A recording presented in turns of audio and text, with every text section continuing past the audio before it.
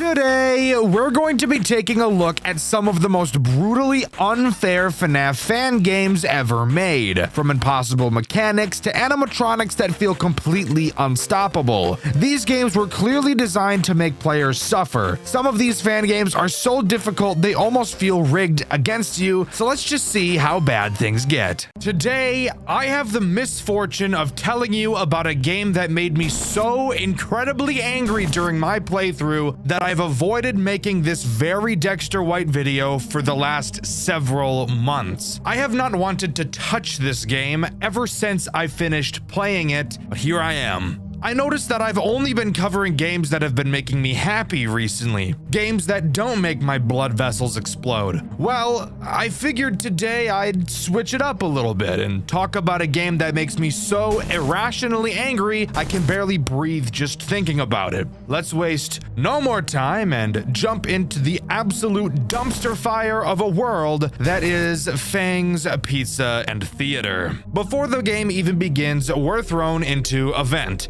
with seemingly something standing outside of it. I personally find it fitting that we're sitting in Event because that's personally where I will be crawling to die after finishing this video, which, by the way, I will tell you, I cannot wait for. I'm only 3 paragraphs into this and I'm already dreading writing the rest of this video. I played this game so long ago that I've mostly wiped it from my memory, so now I'm forced to watch somebody else play it and relive my traumas like a patient with PTSD. But with that, we're thrown into night 1 and we can talk about the tools at our disposal. And how much I fucking hate them. To start, we obviously have our camera system. Of course, it's a FNAF game, so that's pretty par for the course. On top of that, we have a flashlight. However, this flashlight does not work the way a flashlight normally works.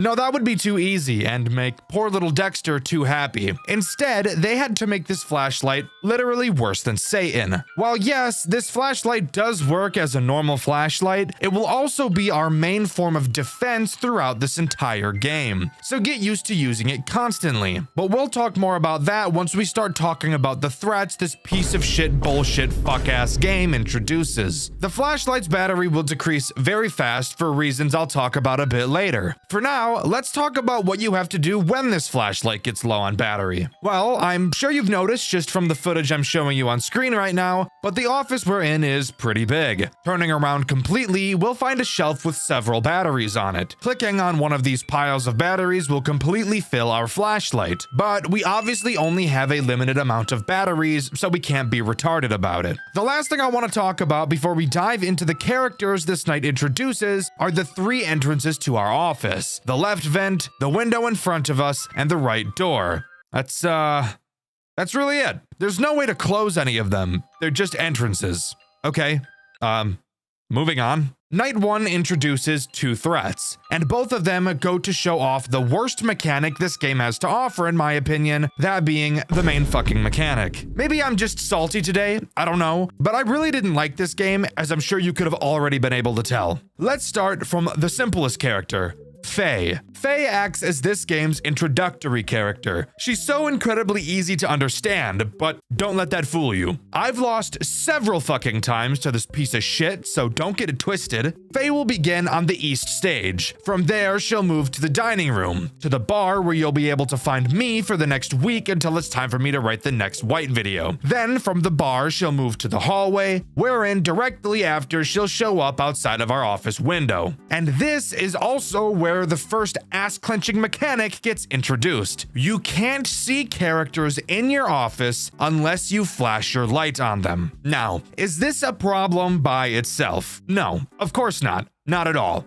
However, when your main mechanic is your flashlight and you need to waste power constantly checking bullshit, then it makes me piss an entire fire hydrant out of my urethra. Anyways, when you see Faye at your window, that's when it's time to act. And this is also where I get to talk about that silly little thing your flashlight does that I mentioned earlier. If you hold down your flashlight, it'll slowly charge and then release a light so bright you'd think a 3rd nuke was dropped on Japan. Bam! Bitch, the light of God on your ass. Obviously, Faye doesn't fucking like it when you literally put the sun in her eyes, so she backs off and goes back on stage. However, using this big mega flash wastes a bunch of power on your flashlight, so it's likely you'll have to grab a battery. Dxtr, that doesn't really sound so bad. I don't know why you're complaining. Well, just sit back. If you haven't figured out what this game is about to do to my organs, you will soon find out, so stick around. The second threat introduced on this night is the main attraction, Fang. Fang is everything you hate about Faye, except even worse because he has more choices. Typical man, am I right, ladies? Huh? No? Okay, moving on. Fang will begin on the east stage with Faye. From there, he'll move to the dining room. However, at this point, he has two options for what he can do next. Let's cover his first route first, wherein he'll go from the dining room to the restrooms and from the restrooms to the hallway. Want to hear something awesome about him going to the hallway? You can't fucking see him when he's there. Why? Because fuck your mother in the face, that's why. From the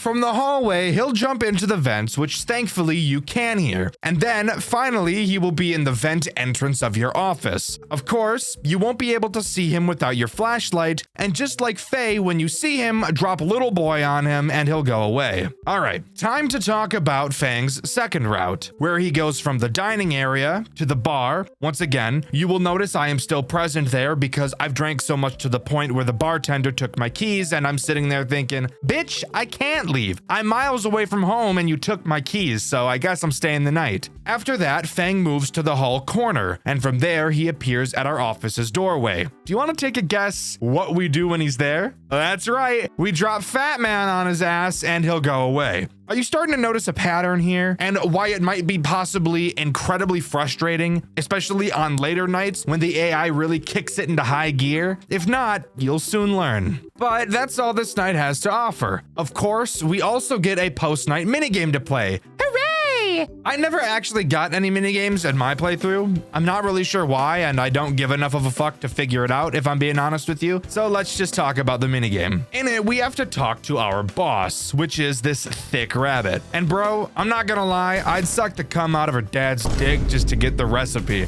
because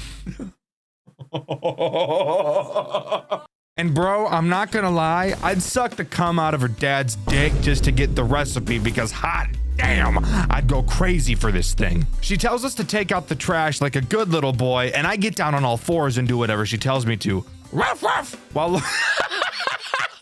While looking for garbage cans, we walk into the bathroom and get teleported into some grandma's varicose veins. I'm not really sure why we're here, but there's shadow children running around and flashing hallucinations. After walking around the most nauseating place I've ever been in my entire life, we find this thing. What is it? I literally have no idea. But after we touch it, we're teleported back to the restaurant where we can find the rest of the garbage and finish up our shift by talking to mommy, and finally night one comes to a close. I really don't like how long it took me to talk about this night because I still have so much more to talk about, and I really would like to go back to forgetting that this game even exists. So let's just keep trucking through it. Starting night 2, we have another cutscene. This time, instead of being an event, we appear under a table or something. Who cares? We hear some footsteps, see whatever the hell this is at the end, and finally we're dropped into the next night section. During the phone call, we learn that the owner is trying to sell off the company. Last night's phone call told us about some new competitor restaurant that's doing better, probably Fazbear's if I had to guess. Who cares about the owner's problems? My problems matter to me a lot more, and I think that's a life lesson we could all take to heart. Mind your own fucking business. Only one new threat is introduced on this night, Melody the Bat. Thankfully, Melody acts as more of an annoyance character than an actual threat, and you really shouldn't have to worry too much about her. Melody will start on the west stage. From there, she'll move to the dining room, then the restrooms. Then she'll go to the hallway, to the hallway's corner, to the ordering station, then either the kitchen or the bar to visit me. Finally, depending on where she went, she'll either go to the parts and service or the dining room, and from there she'll jump back to the bathrooms. So, what is she actually doing all this time? Well, she has a chance to randomly attack one of the cameras. When she's attacking one, you'll get a notification in the corner of your cameras telling you so. You'll have to find the camera she's on and stare at her. If you don't, then she'll knock that camera out for the rest of the night. But get this, it really doesn't fucking matter. Her find her on the camera bullshit is pretty much nullified by the fact you really only need to watch 3 cameras throughout the entire game. So if she's not attacking any of those 3, then it doesn't really matter. Let them get fucked, nobody cares. Fang and Faye ramp up quite a bit on this night, so I don't really appreciate that. But with that, that's all Night 2 really has to offer, and we can move on to the post-Night 2 minigame. I'm very excited to see the Rabussy again. I can't lie, I'm rocking about a half chub right now just thinking about it. In this minigame, our Dom boss tells us to mop up the floors. I'll literally do anything you ask me, please. I don't think you understand. I'm such a degenerate. Anyways, fuck actually doing that. Behind the counter, we find a weird looking chair. Touch it and it'll take us back to Vane's world. If anybody gets that reference, I love you, by the way. Touch that weird looking thing again and we go back to the restaurant. Finish mopping and we can move on to Night 3. Come on, let's keep it moving. Night 3 begins with another cutscene. In it, we're in a hallway this time, and we see this very tall, nice looking gentleman at the end of the hallway. Very cool. However, unfortunately, I literally don't care at all. Please, let's just move on to the night section. I really don't care about what the phone guy has to say on this night, but if you guys do, he basically tells us a story about how Fang was stuck in the vents, and they spent over an hour trying to get him out. Whoopity-doo, suck me off. Who's introduced on this night, and is it literally the worst character on the face of the planet Earth?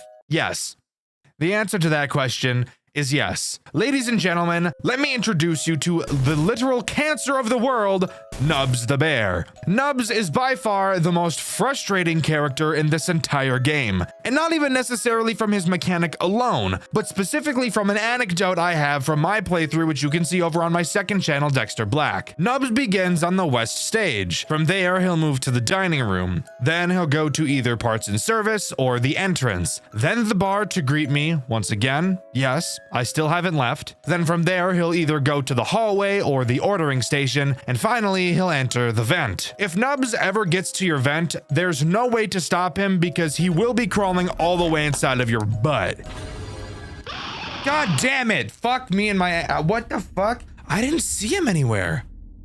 What the fuck, bro? I didn't see him. So, how do you stop him from doing that? Well, you can catch Nubs on 2 of the cameras he goes through, the hallway and the ordering station. If you stare at him for a few seconds, he'll reset. However, this is where literally Death Incarnate himself comes out in the form of Nubs. This game literally does not tell you which camera Nubs can appear in, and Nubs, being a very dark character, is incredibly hard to notice on the cameras if you don't know where to look. And on top of that, he also hides, making it even harder to see him. So a mix of all of this leads to you literally dying to Nubs because you have no way of knowing which fucking cameras he can appear on without hours and hours of trial and error. This is the bullshit I went through during my playthrough. This motherfucker right here is why I never wanted to touch this game again. This piece of shit spit in my asshole, ruptured my spleen, caused my appendix to burst, and gave me a brain aneurysm.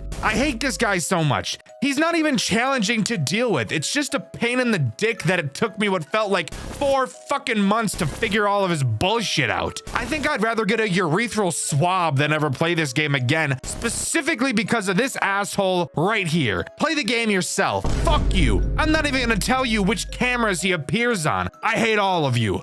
Fuck. And of course, if you couldn't guess, both Fang and Faye have been ingesting cocaine like a suppository, so they're absolutely cracked out of their minds. Dude, I don't even want to. I actually just don't want to play this. Riding me like a bike throughout the entire night makes the process of looking for Nubs the most foreskin ripping process on the planet. Damn. Anyways, rocking a full chub, we can move on to the minigame. Master tells us that we have to prep the tables, but we instead choose to find a broom and teleport to hell and touch a weird looking thing instead. Afterwards, we do snap back to reality and do what she says in hopes that she steps on me with her sweaty feet. Jesus Christ, what am I writing? This entire video has just been like disgusting line after disgusting line. I hope you freaks are happy. Let's move on to night 4. I don't know where we are, but that really tall guy is watching us again. All leaned over looking ass, spring Bonnie looking ass. I personally want to know why we're always on the floor in these cutscenes. It's a little ridiculous. Anyways, on to the night section. Guys, why does it feel like I'm always being tortured? Night 4 introduces a threat that is literally so annoying, so teeth gritting, so fist clenching. It's honestly impressive how the devs of this game just continue to make each night progressively more and more frustrating every single time without fail.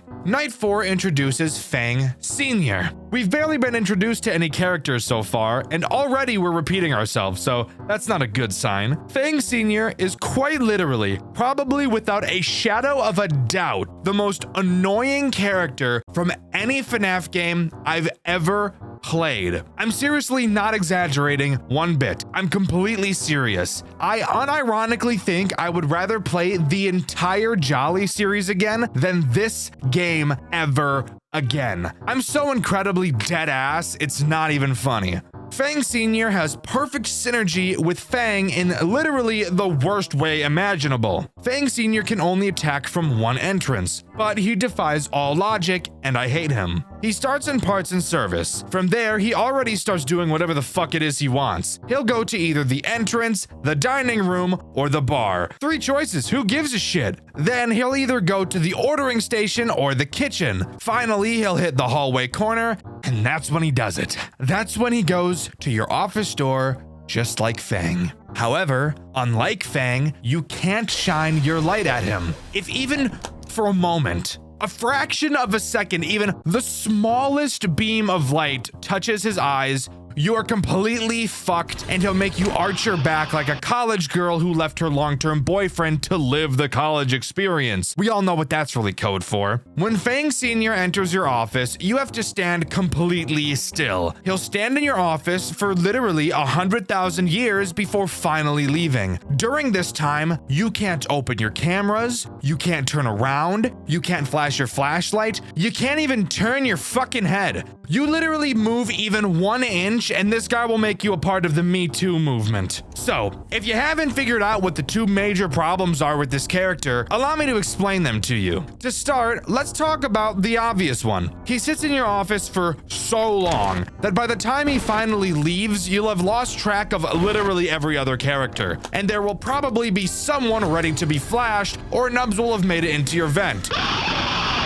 Wasn't fast enough for seniors, was fucking my shit. He was fucking my shit up. Who knows? Who knows? That doesn't even matter anymore. And you can't even be good at this mechanic. And that's the most infuriating part. When Fang Sr. enters your office, you're basically just dropping to your knees and praying the game doesn't skull fuck you. Let's talk about the other glaring and much more frustrating issue with this character. We have to talk a bit more about Fang himself first. Tracking Fang really isn't necessary and is honestly not worth your time because it will leave you with more cameras you'll need to check when Melody is attacking. So it's much better to just quickly flash the vent and doorway every once in a while to check if Fang is there. But of course, now we have a character who, if we even flash for a millisecond, will kill us. So get ready to accidentally flash Fang Sr. over 12,000 times trying to beat this piece of shit. And we're only on night 4. It's going to get harder. Much, much harder. Like a shit ton harder. And not even skill-wise harder. Just dick-swinging Grandpa Fang limping his gimp ass into your room at random harder. During night 4's post-night minigame, we have to fill up cups because the customers are thirsty.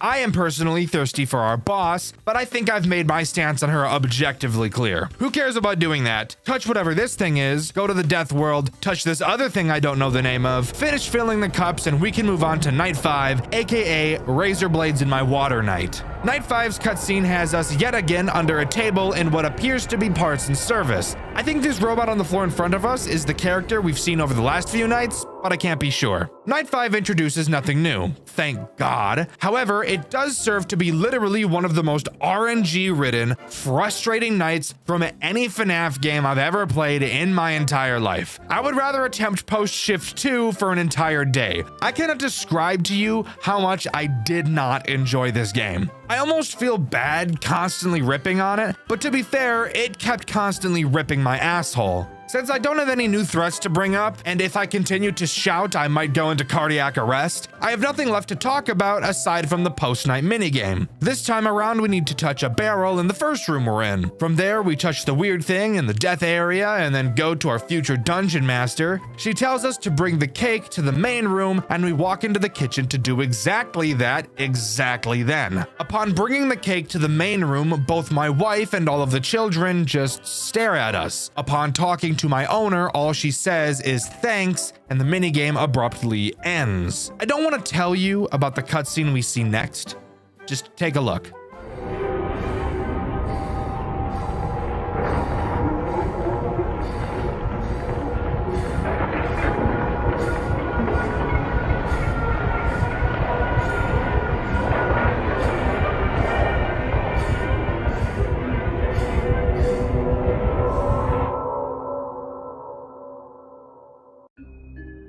So yeah, that's actually just terrifying and one of the most disgusting and uncomfortable things I've seen in my entire life. The thought of hiding from one of these robots and it being intelligent enough to find you is unironically one of the scariest things of all time. And for all of the shit I've been giving this game throughout this whole video, I will say this cutscene is one of the most dread-inducing things I've ever seen in a FNAF game. So hats off for that. Oh yeah, one thing I should have mentioned that I just fucking didn't is that the only way you can get the post-night minigames is by finding a floppy disk during the night sections. So yeah, I'll just throw that in right here because I'm lazy. You're welcome. But with that, we can talk about Night 6, by far the most interesting nights in this entire game. And yes, it does still make me pee blood. If you've done all the weird minigame blood butt touching, then a new character will be active on this night, that being Miss Willow. Miss Willow is an owl and acts as this game's boss fight night. And a boss fight she really is. Except instead of a fight to survive her, it's a fight to prevent myself from putting a certain metal object to my temple. Miss Willow is literally just a find them on the camera character. I'm not kidding. That's literally her only fucking mechanic. She'll say, find me, and you have to do exactly that. Except she does this a lot, in very quick succession, constantly, throughout the whole night. This is not gameplay, this is torture. If you fail to find her 3 times in a row, she'll randomly appear in any of the 3 entrances to your office, where you'll have to flash her to make her reset. Except the window of time to do this is so astronomically low, it might as well not even exist. I cannot describe to you how frustrating and bullshit this boss fight is. I hate it. I never beat it. I didn't get to do it in my playthrough over on my second channel, Dxtr Black, but I did attempt it while writing this video. And yeah, no, I'll pass, thanks.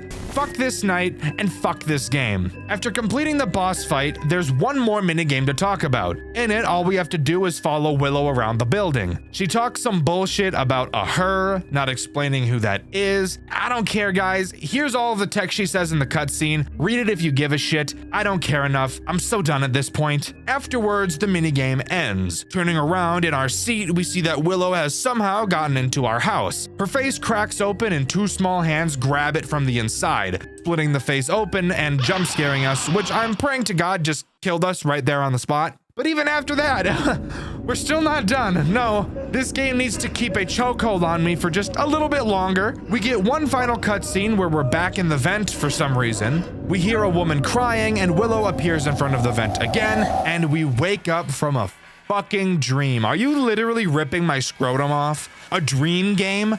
Really? Fuck you. Literally fuck you and fuck your entire face. I hate you. That's pretty much all Fang's Pizza and Theater has to offer. There is an additional mode called Golden Days, which, since we're here, I guess I'll quickly talk about it. Five Nights at Fang's The Golden Days is an older title in the Fang series. This appears to be just that game as a director's cut packed into this game as well. I never played it for myself, and I actually didn't even know this existed until doing research for this video. The version in this game consists of only one night and only has Fang, Faye, and Nubs. Except it only seems like Fang can move. He'll wander through the building before appearing in your vent. Just hold your flashlight on him and he'll fuck off. From watching Indie Fuel, my guardian angel, play this night is so slow and nobody even moved until like 4 a.m. So this just seems awful. The only reason I choose to mention this game is the minigame that takes place after you beat it. In it, you play as a large rabbit, maybe the one from the final cutscene, and you're in someone's house.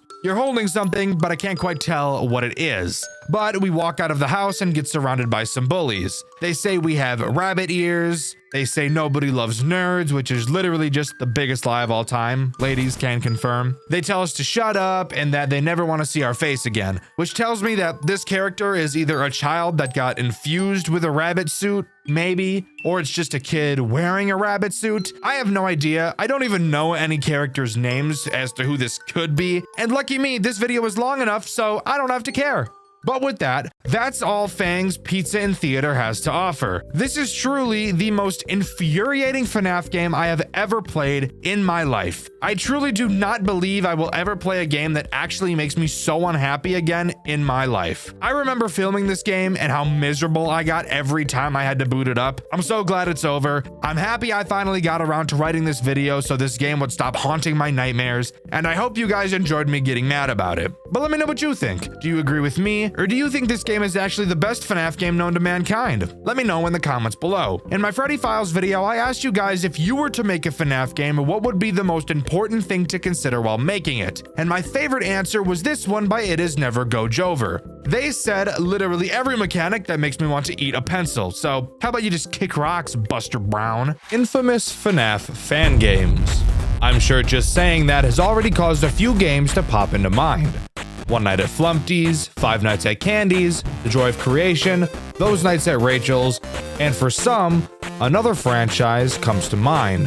One whose name is incredibly ironic, a game whose name is an emotion that everyone wishes to have, although the game causes nothing but the opposite. A game I truly cannot fathom the popularity of. Rest assured, the FNAF fan game series we're covering today is bad. Very bad. Join me today as I dive into Jolly, the FNAF fan game series that broke me. Strap in, because this is the longest video I have ever made. Opening into the first cutscene, we're greeted by the newspaper, reading that restaurants have been closing everywhere due to the new Circus Babies Pizza World. Tying this game into the official FNAF lore, the owner of Jolly Entertainment claims he will be competing with Circus Babies. And let me tell you, this fuck-ass restaurant doesn't stand a goddamn chance. Anyways, moving on to gameplay. Jolly seemed to think it'd be an amazing idea to take all of the good mechanics from Five Nights at Freddy's and say, yeah, I could make this worse. To start, we have a large window and one door. You'll notice that each are powered by a typical light switch, which is probably one of the stupidest things I've ever seen. On top of our cameras, we have a maintenance panel which gives us access to our generator. Basically, we have 100% power, like normal, and the generator has 150% power. So if our power gets low, we can use the generator's power to charge our power through this maintenance panel. This mechanic seems a little useless to me, honestly. Why not just give us more power or make our power last longer? Maybe just to give us another thing to distract us? I'm not totally sure. Your camera system is pretty bare bones. Jolly was made a long time ago. It's in the realm of series like Five Nights at Candy's in terms of age, so to an extent, I can forgive this game for being so dated. But rest assured, that doesn't mean I'm going to hold back on ripping it to shreds. Anyways, the cameras. I will give this game credit where it's due. The camera system actually has something I think is pretty cool. This game has 2 floors in the restaurant, with an elevator used to move from floor to floor. I'm not seeing any sight of stairs either, which I'm pretty sure is an OSHA violation just waiting to happen. You can see the camera of this elevator, and on it you can actually cause the elevator to change floors, meaning that if an animatronic rides the elevator up to your floor, you can quickly send the elevator back down, causing them to need to use another movement opportunity to move it back up. But don't get too excited about this mechanic, as it is completely obsolete when I start talking about how stupidly fucking hard this game is for no reason whatsoever. So let's talk about Night 1, which starts off strong by introducing 2 characters, Tweety and George. Tweety uses the elevator to get to your office. If you watch my full playthrough on my second channel, Dxtr Black, you'll be able to see me get plenty of enjoyment sending her stupid ass back downstairs every time she tried to come up to my floor. Oh, she didn't like that. She didn't like that I switched the elevator at all. Once she arrives at your office, you'll be able to see her in your window. Now pause I want you to take a long look at this office. Notice how the window is literally nowhere near the fucking door? Yeah? So let me ask you, if you saw an animatronic in this window, would you ever, in a million years, think you need to close the door right when you see them? No? Well, you see, that's exactly what I thought too. But guess what, retard? You're completely wrong.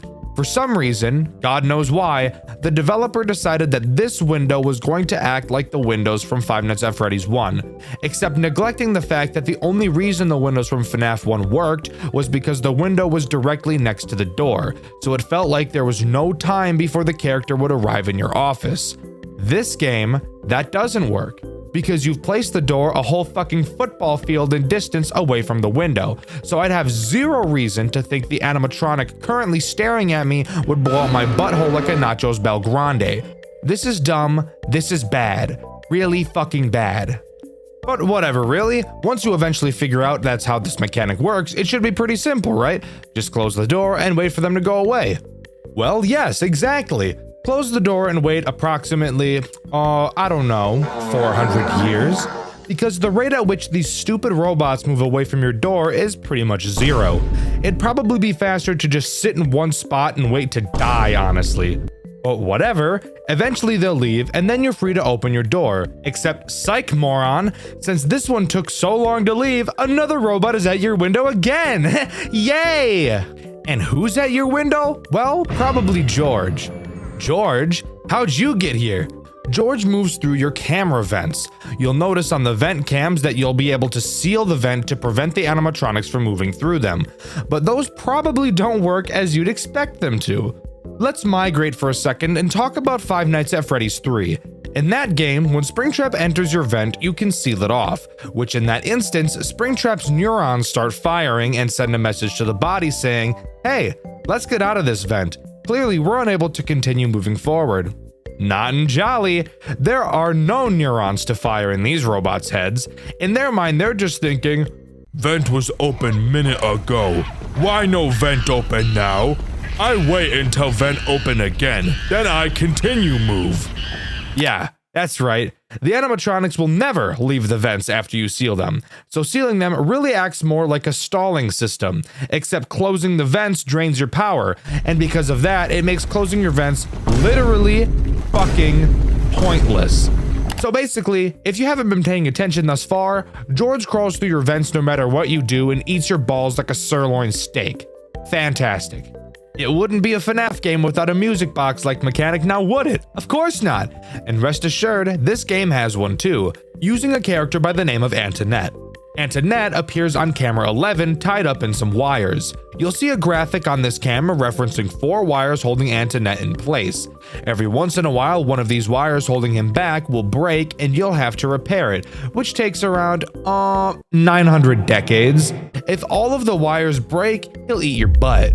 You'll realize, especially on later nights, that a wire is broken on this guy pretty much constantly, so you'll barely have any time to peel your eyes away from the cameras to work on other things.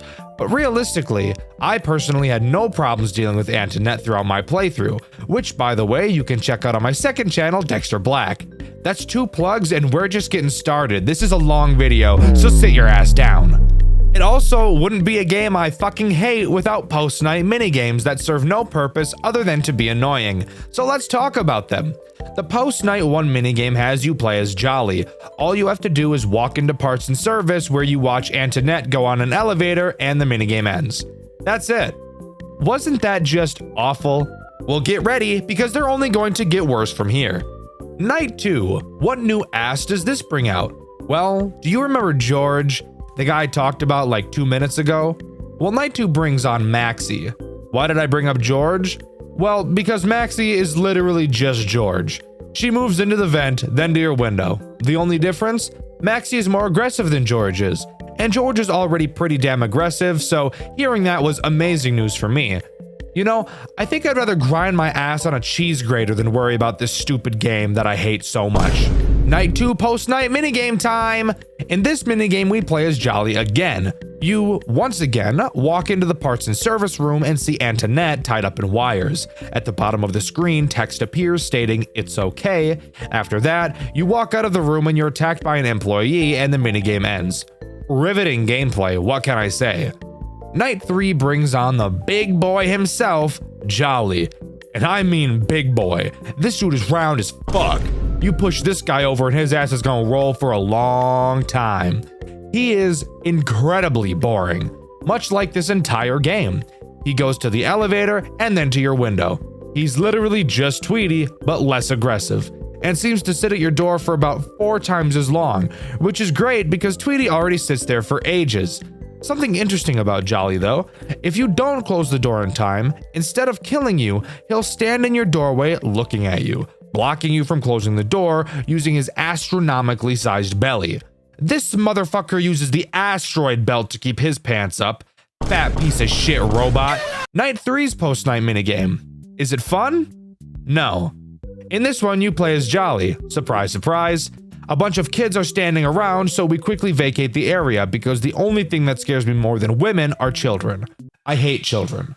We have to go to the kitchen. Inside, we see the employee from the last minigame who fucked our shit up. Except this time, he just fucks our shit up again. Aren't you getting so much lore and useful information from these minigames? What? You're not? Well, I can't say I'm surprised because these minigames are more useless than a white crayon. Nights 4 and 5 literally add nothing new to the central gameplay loop, so let's just talk about their post-night minigames. Night 4's minigame has you play as Tweety. Just kidding, you play as Jolly. You once again have to go to the kitchen. This time, the employee is preparing a meal. Once you move to the party room where you started, you get your shit rocked by the employee. Why? I have no idea. I guess this guy just hates us.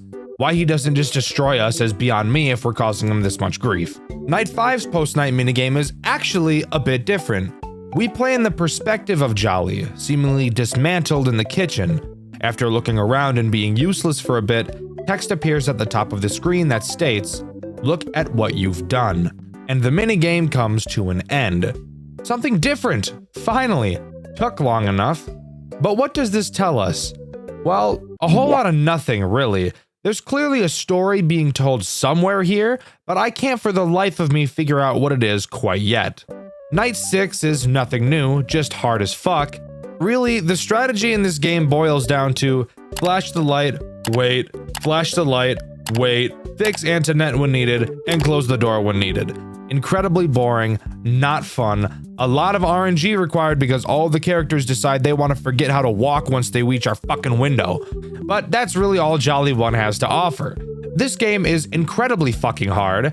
I really didn't spend a lot of time talking about how difficult it is, but dear God, it is really unenjoyable to play.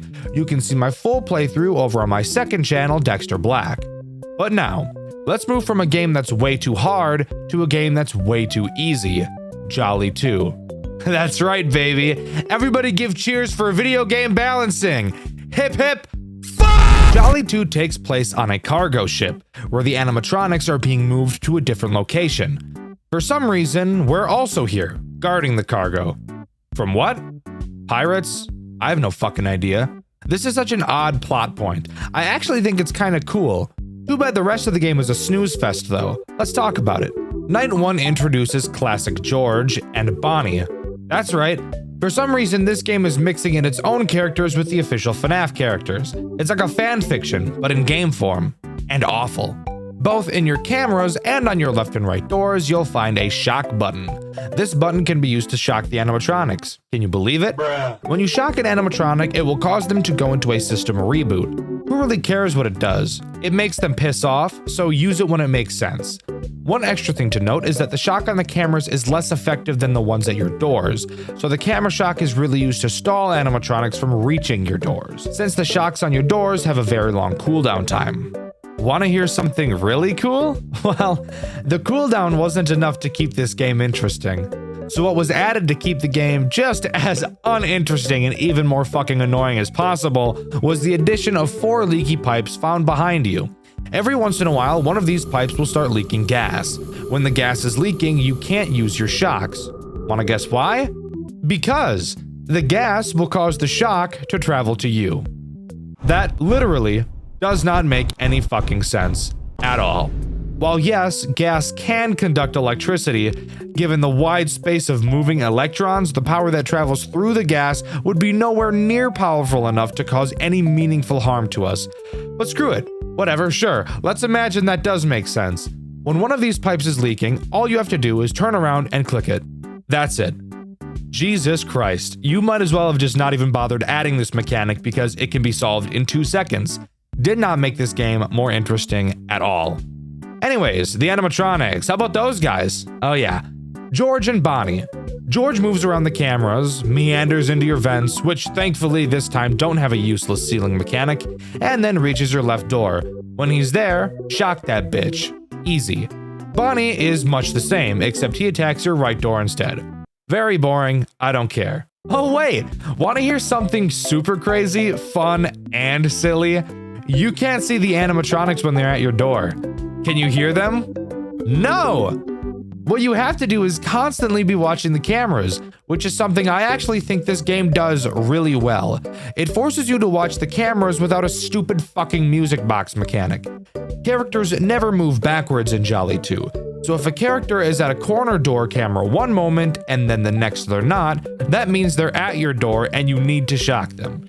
Don't think I'm going to start gushing over this game. This watching cameras mechanic was done well. The rest of everything else ever was not. Night 2 introduces Chica. She's actually pretty interesting, except the funny part is that I just lied, because she's actually not interesting in the slightest. All she does is travel to the middle of the map and then attack your left door like George. This is some I got the right answer but used the wrong formula animatronic. How the fuck did you get that answer? No, it's the right answer, but you didn't use my method, you little fucking shit. I'll tell you what you've done. Essentially, you've just shit in my fucking mouth. Do you like doing that? Do you like shitting in people's mouths, you little freak? Oh hey, I should probably mention the post-night plush trap style minigame, shouldn't I? After each night, you'll be able to play a minigame called Time to Sleep with Foxy, which, by the way, is the only time he makes an appearance in this game. Time to Sleep consists of you attempting to take a nap in the cargo ship, but Foxy thinks it would be really funny to tickle your feet and make you squeal. While you sit on your bed, your sleep meter will increase. However, you'll be able to see 2 entrances to your room where Foxy can attack. If you listen closely, you'll be able to hear him moving on either side. When you do, you'll have to go over to that door and flash your light at him. Note, when you're not on your bed, your sleep meter decreases, and Foxy is pretty damn aggressive, so have fun never making progress in your entire life. If you manage to beat the minigame in time, you get to skip the first 2 hours of the next night, and this is crucial. Not because the nights are hard, but because they're so incredibly fucking boring I'd rather put a gun in my mouth than play them ever again. Night 3 brings along Freddy. Spoiler alert, he's boring. Kind of. He at least does something a little different. Rather than attack one of your doors, he can attack either. It's still the same method of stopping him, but he can just choose to attack either door, so I guess that's progress into being interesting land. Nothing else much more to note here, pretty boring overall. I will say it's on this night that using your camera shock to stall the characters starts to become useful, so I guess that's something. Night 4 introduces the man, the myth, the literal wrecking ball of a robot, classic Jolly. Brother, this guy stinks! Jolly does something crazy that actually makes this game pretty fun. Psych! Moron, I fucking lied. All he does is attack your right door exactly like every other animatronic does. Somehow, the main character of the game is less interesting than one of the others, which is just crazy to me that you could even make that happen. Nights 5 and 6 are just harder versions of Night 4, with nothing changing. Oh, and also, they're still not very hard at all, so that's cool. Well, I guess all that's left to talk about are the post-night minigames. Dexter, haven't you already talked about Time to Sleep? Well, yes, I have. However, this game also added in stupid boring-ass shit 8-bit minigames just like the first game, except somehow managed to make them even more boring. Let's talk about them. Night 1's post-night minigame has you playing as a security guard from Freddy Fazbear's, attempting to stop Afton from luring a kid into the bathroom, where in this universe he would presumably kill them rather than in the back room like in the actual game. Why this detail is changed even though they're adding their story to the original is beyond me. Night 2's post-night minigame has you playing as a security guard from Freddy Fazbear's, attempting to stop Afton from luring a kid into the bathroom. Night 3's post-night minigame has you playing as a security guard from Freddy Fazbear's, attempting to stop Afton from luring a kid into the bathroom. Night 4's post-night minigame has you playing as a security guard from Freddy Fazbear's, attempting to stop Afton from luring a kid into the bathroom. Are you getting sick of this yet? Night 5's post-night minigame has you playing as a security guard from Freddy Fazbear's, attempting to stop Afton from luring a kid into a bathroom. Wasn't this segment totally worth your time? No? Well, you watched it anyways. So basically, if your brain doesn't work, Afton killed the kids. Wow, shocker. I would have never been able to figure that out without your expert opinion game. Thank you. There is a true ending in this game, however. If you die on night 5, 6, or go to the extras menu and click a small jolly sprite in the corner, you'll be brought to a minigame exactly like Sister Location, where you have to strategically throw burgers into the mouths of some fat-ass kids. After that, you can collect a bonus hamburger and go to the second floor of the minigame and stand on an invisible platform. After that, jump to the right side of the screen and you'll be teleported to a new minigame. In this new minigame, you'll find a girl in a pink shirt crying like a bitch. Once she sees Jolly, she hugs him, but Afton quickly grabs her and we cut to a cutscene where we're in front of an arcade machine slowly panning out, and the game ends, giving you the true ending. What have I gathered from this? Well, in one of the post-night minigames, we see that it's Bring Your Daughter to Work Day, which I'm pretty sure has never been an event that has ever taken place at a restaurant in history. But I'm gonna take a solid guess that the girl that hugged Jolly in the final minigame was the daughter of the security guard we've been playing as. This game is really pulling at my heartstrings, guys. But that's all Jolly 2 has to offer. This game is somehow marginally worse than the first, which I think deserves a medal because after playing the first game, I didn't think that was possible. Jolly 2 is so incredibly easy that you could probably beat it blindfolded. None of the mechanics are engaging in any way, and the story in no way makes up for the gameplay shortcomings. Overall, it's a very terrible game that I don't think you should ever play in a million years. Let's move on to the final game in the series, which unfortunately for me, is broken up into 2 chapters, so it's borderline 2 more games I have to cover, and I'm not excited at all, because it's these 2 games that really began to break me. Jolly 3 Chapter 1, aka Where the Rage Begins. How do I even begin? Well, I suppose I should start at the beginning. That would probably make the most sense. The game begins with a cutscene of a car driving to a factory and our player running inside. With a zoom in on a broken Jolly animatronic, his eyes light up, letting us know he's ready to open up a can of whoop ass on us. In this game, our goal is to go into an abandoned Jolly factory and grab some artifacts, which makes it sound like this is about to be like Indiana Jones. However, while those movies are great, this game is not. Loading into this game's control room, which acts as the office, I'm immediately greeted to the shitty fucking smell of Five Nights at Freddy's Sister Location. What do I mean by that? Well, open your eyes and take a look at this office. Does this not look at all slightly familiar to you? If it doesn't, then you're stupid or have never seen Sister Location before, because this office is pretty much identical to the control room from Sister Location, with 2 large windows on each side of us that can be lit up via a light button and an exit directly in front of us. In Sister Location, it was a vent. In this game, it's a giant door. Flashing our lights, on the left we can see Tweety, and on the right we can see either Maxie or George. I'm pretty sure this is Maxie, since I'm pretty sure the animatronic that sits next to Jolly on the cameras is George, but it could be the other way around. Also in the office is a big lever. Pulling it will release gas from the pipes on the ceiling. That gas fries animatronics. Oh boy, can you take a guess where this is going? That's right, this game is about to mix elements of Sister Location, which is terrible, and the stand in your office mechanic from Five Nights at Freddy's 2, which is also pretty terrible. We're already set up for a great time. But I can't go any further without complaining about one of the worst things to ever come out of any game literally ever designed by anyone, the Click Team mouse. More specifically, the Sister Location Click Team mouse. If you've ever played Sister Location, you'll know exactly what I'm talking about. But if you've only ever seen people play this game and Sister Location, let me fill you in on the horrible experience that it is. Click Team Fusion, the engine used to create most FNAF fan games and every official FNAF game up until Ultimate Custom Night, has a few interesting quirks that almost every game that uses them suffers from. The main problem is in games like Five Nights at Freddy's games that try to fake a 3D effect by having you look back and forth. A lot of the time, especially in Sister Location, you'll be able to see weird distortions on the side of the screen, making the entire game look like it's shaped like a fucking cylinder. And because of this, the mouse has a pretty significant and horrendous issue.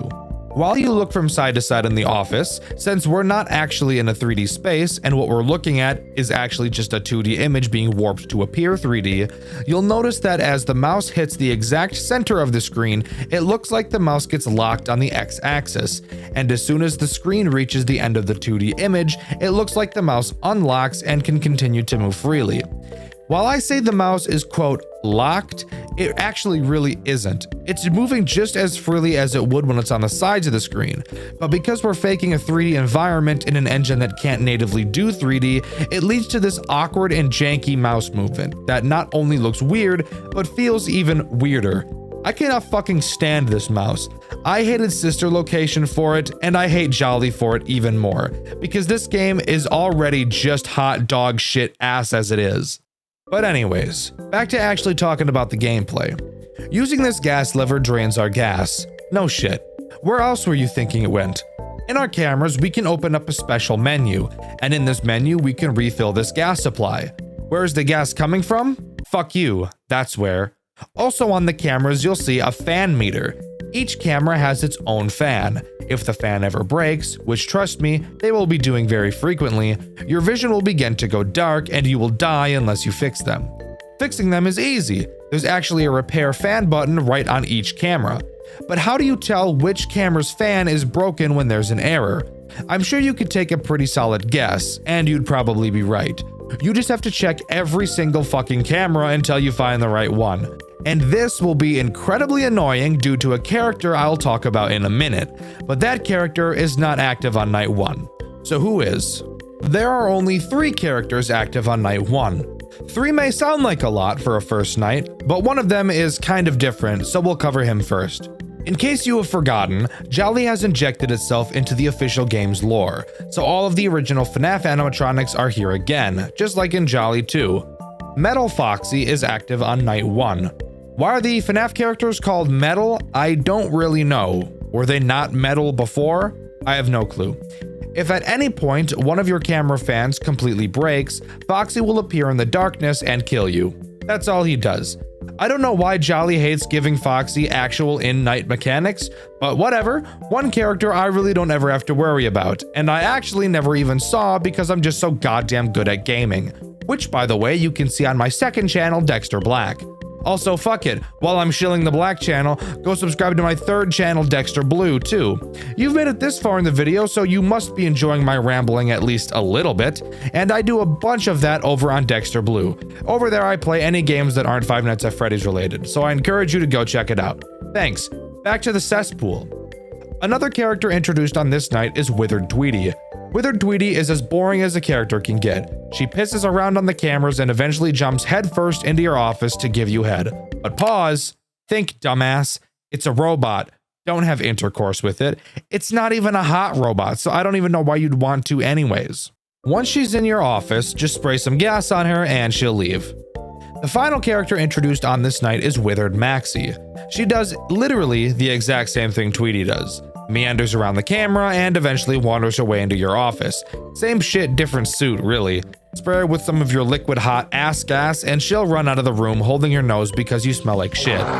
As much as I'd love to just start talking about night 2 in order to get this shit over with as fast as possible, we unfortunately have some Sister Location level bullshit ass minigames to talk about that take place between each night.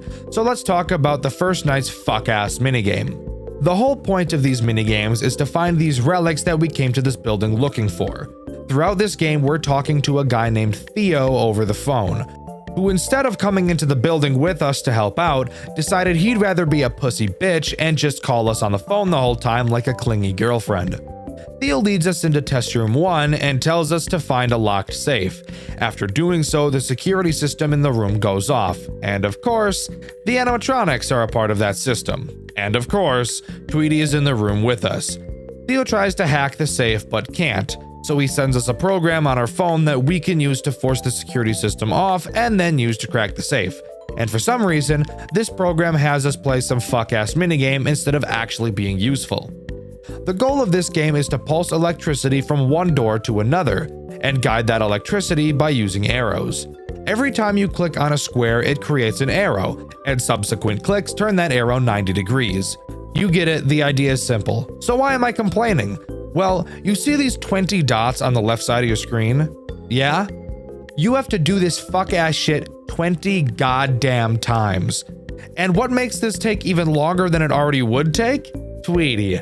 Tweety works similarly to Funtime Freddy in his minigame from Sister Location, wherein, while you're trying to play the minigame, Tweety slowly creeps towards you. Every once in a while, you'll have to drop your phone and flash your lights at her over and over again until she goes away. Want to hear the best part? She's voice acted, just like Sister Location, and she only has about 3 fucking lines. And since this minigame takes so long to complete, you can bet your ass we're going to hear each line about 30 times. Doesn't this just sound like a blast? But after you complete all 20 randomly generated puzzles, the security system shuts off and we're free to continue on to night 2. However, before I begin talking about this night, I want to make something clear about the metal animatronics.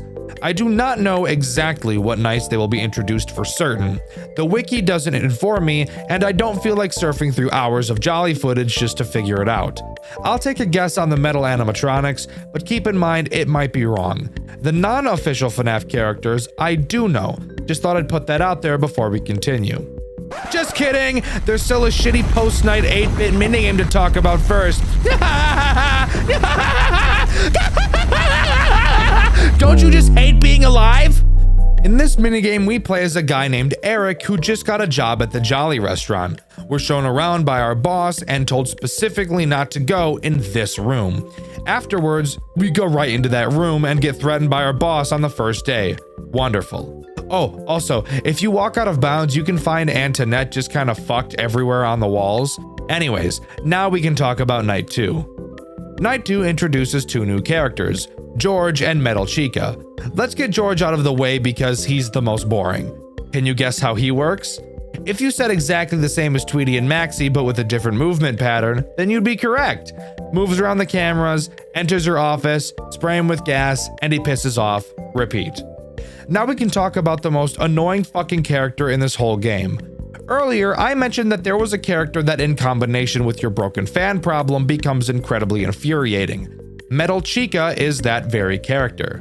Metal Chica has a random chance to appear on a camera every time you switch cameras or open your camera. She's basically the same as Phantom Balloon Boy from Five Nights at Freddy's 3, except with one key annoying difference.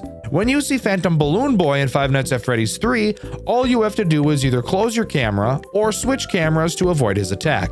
Nope, not Metal Chica, she sucks more than your mom. When you see her on your cameras, your only option is to close the cameras. If you just switch cameras, even though she's disappeared from your sight, she will still jump scare you. This may seem like such a small thing to bitch about. Oh, Dxtr, you're just nitpicking. It's not really that bad. Fuck you. Yes, it is. I guarantee that if you've played FNAF games before, you've grown accustomed to mechanics just like this.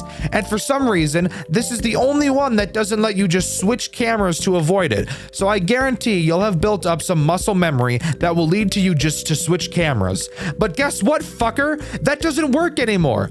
No, it's not hard, but do you know how annoying it is to try and break that habit of just switching cameras? It's a bitch. And of course, when there's a broken fan, you have to already quickly swap between cameras at light speed. So you'll already have your muscles set on focusing on switching cameras as fast as possible to find the broken one.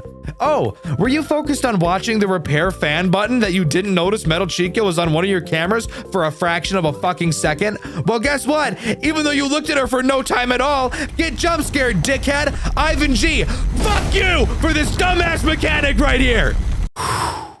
However, There is one small redeemable thing about getting jump scared by any metal animatronic that isn't Foxy, and that's that you won't lose the night, just like the Phantoms from Five Nights at Freddy's 3.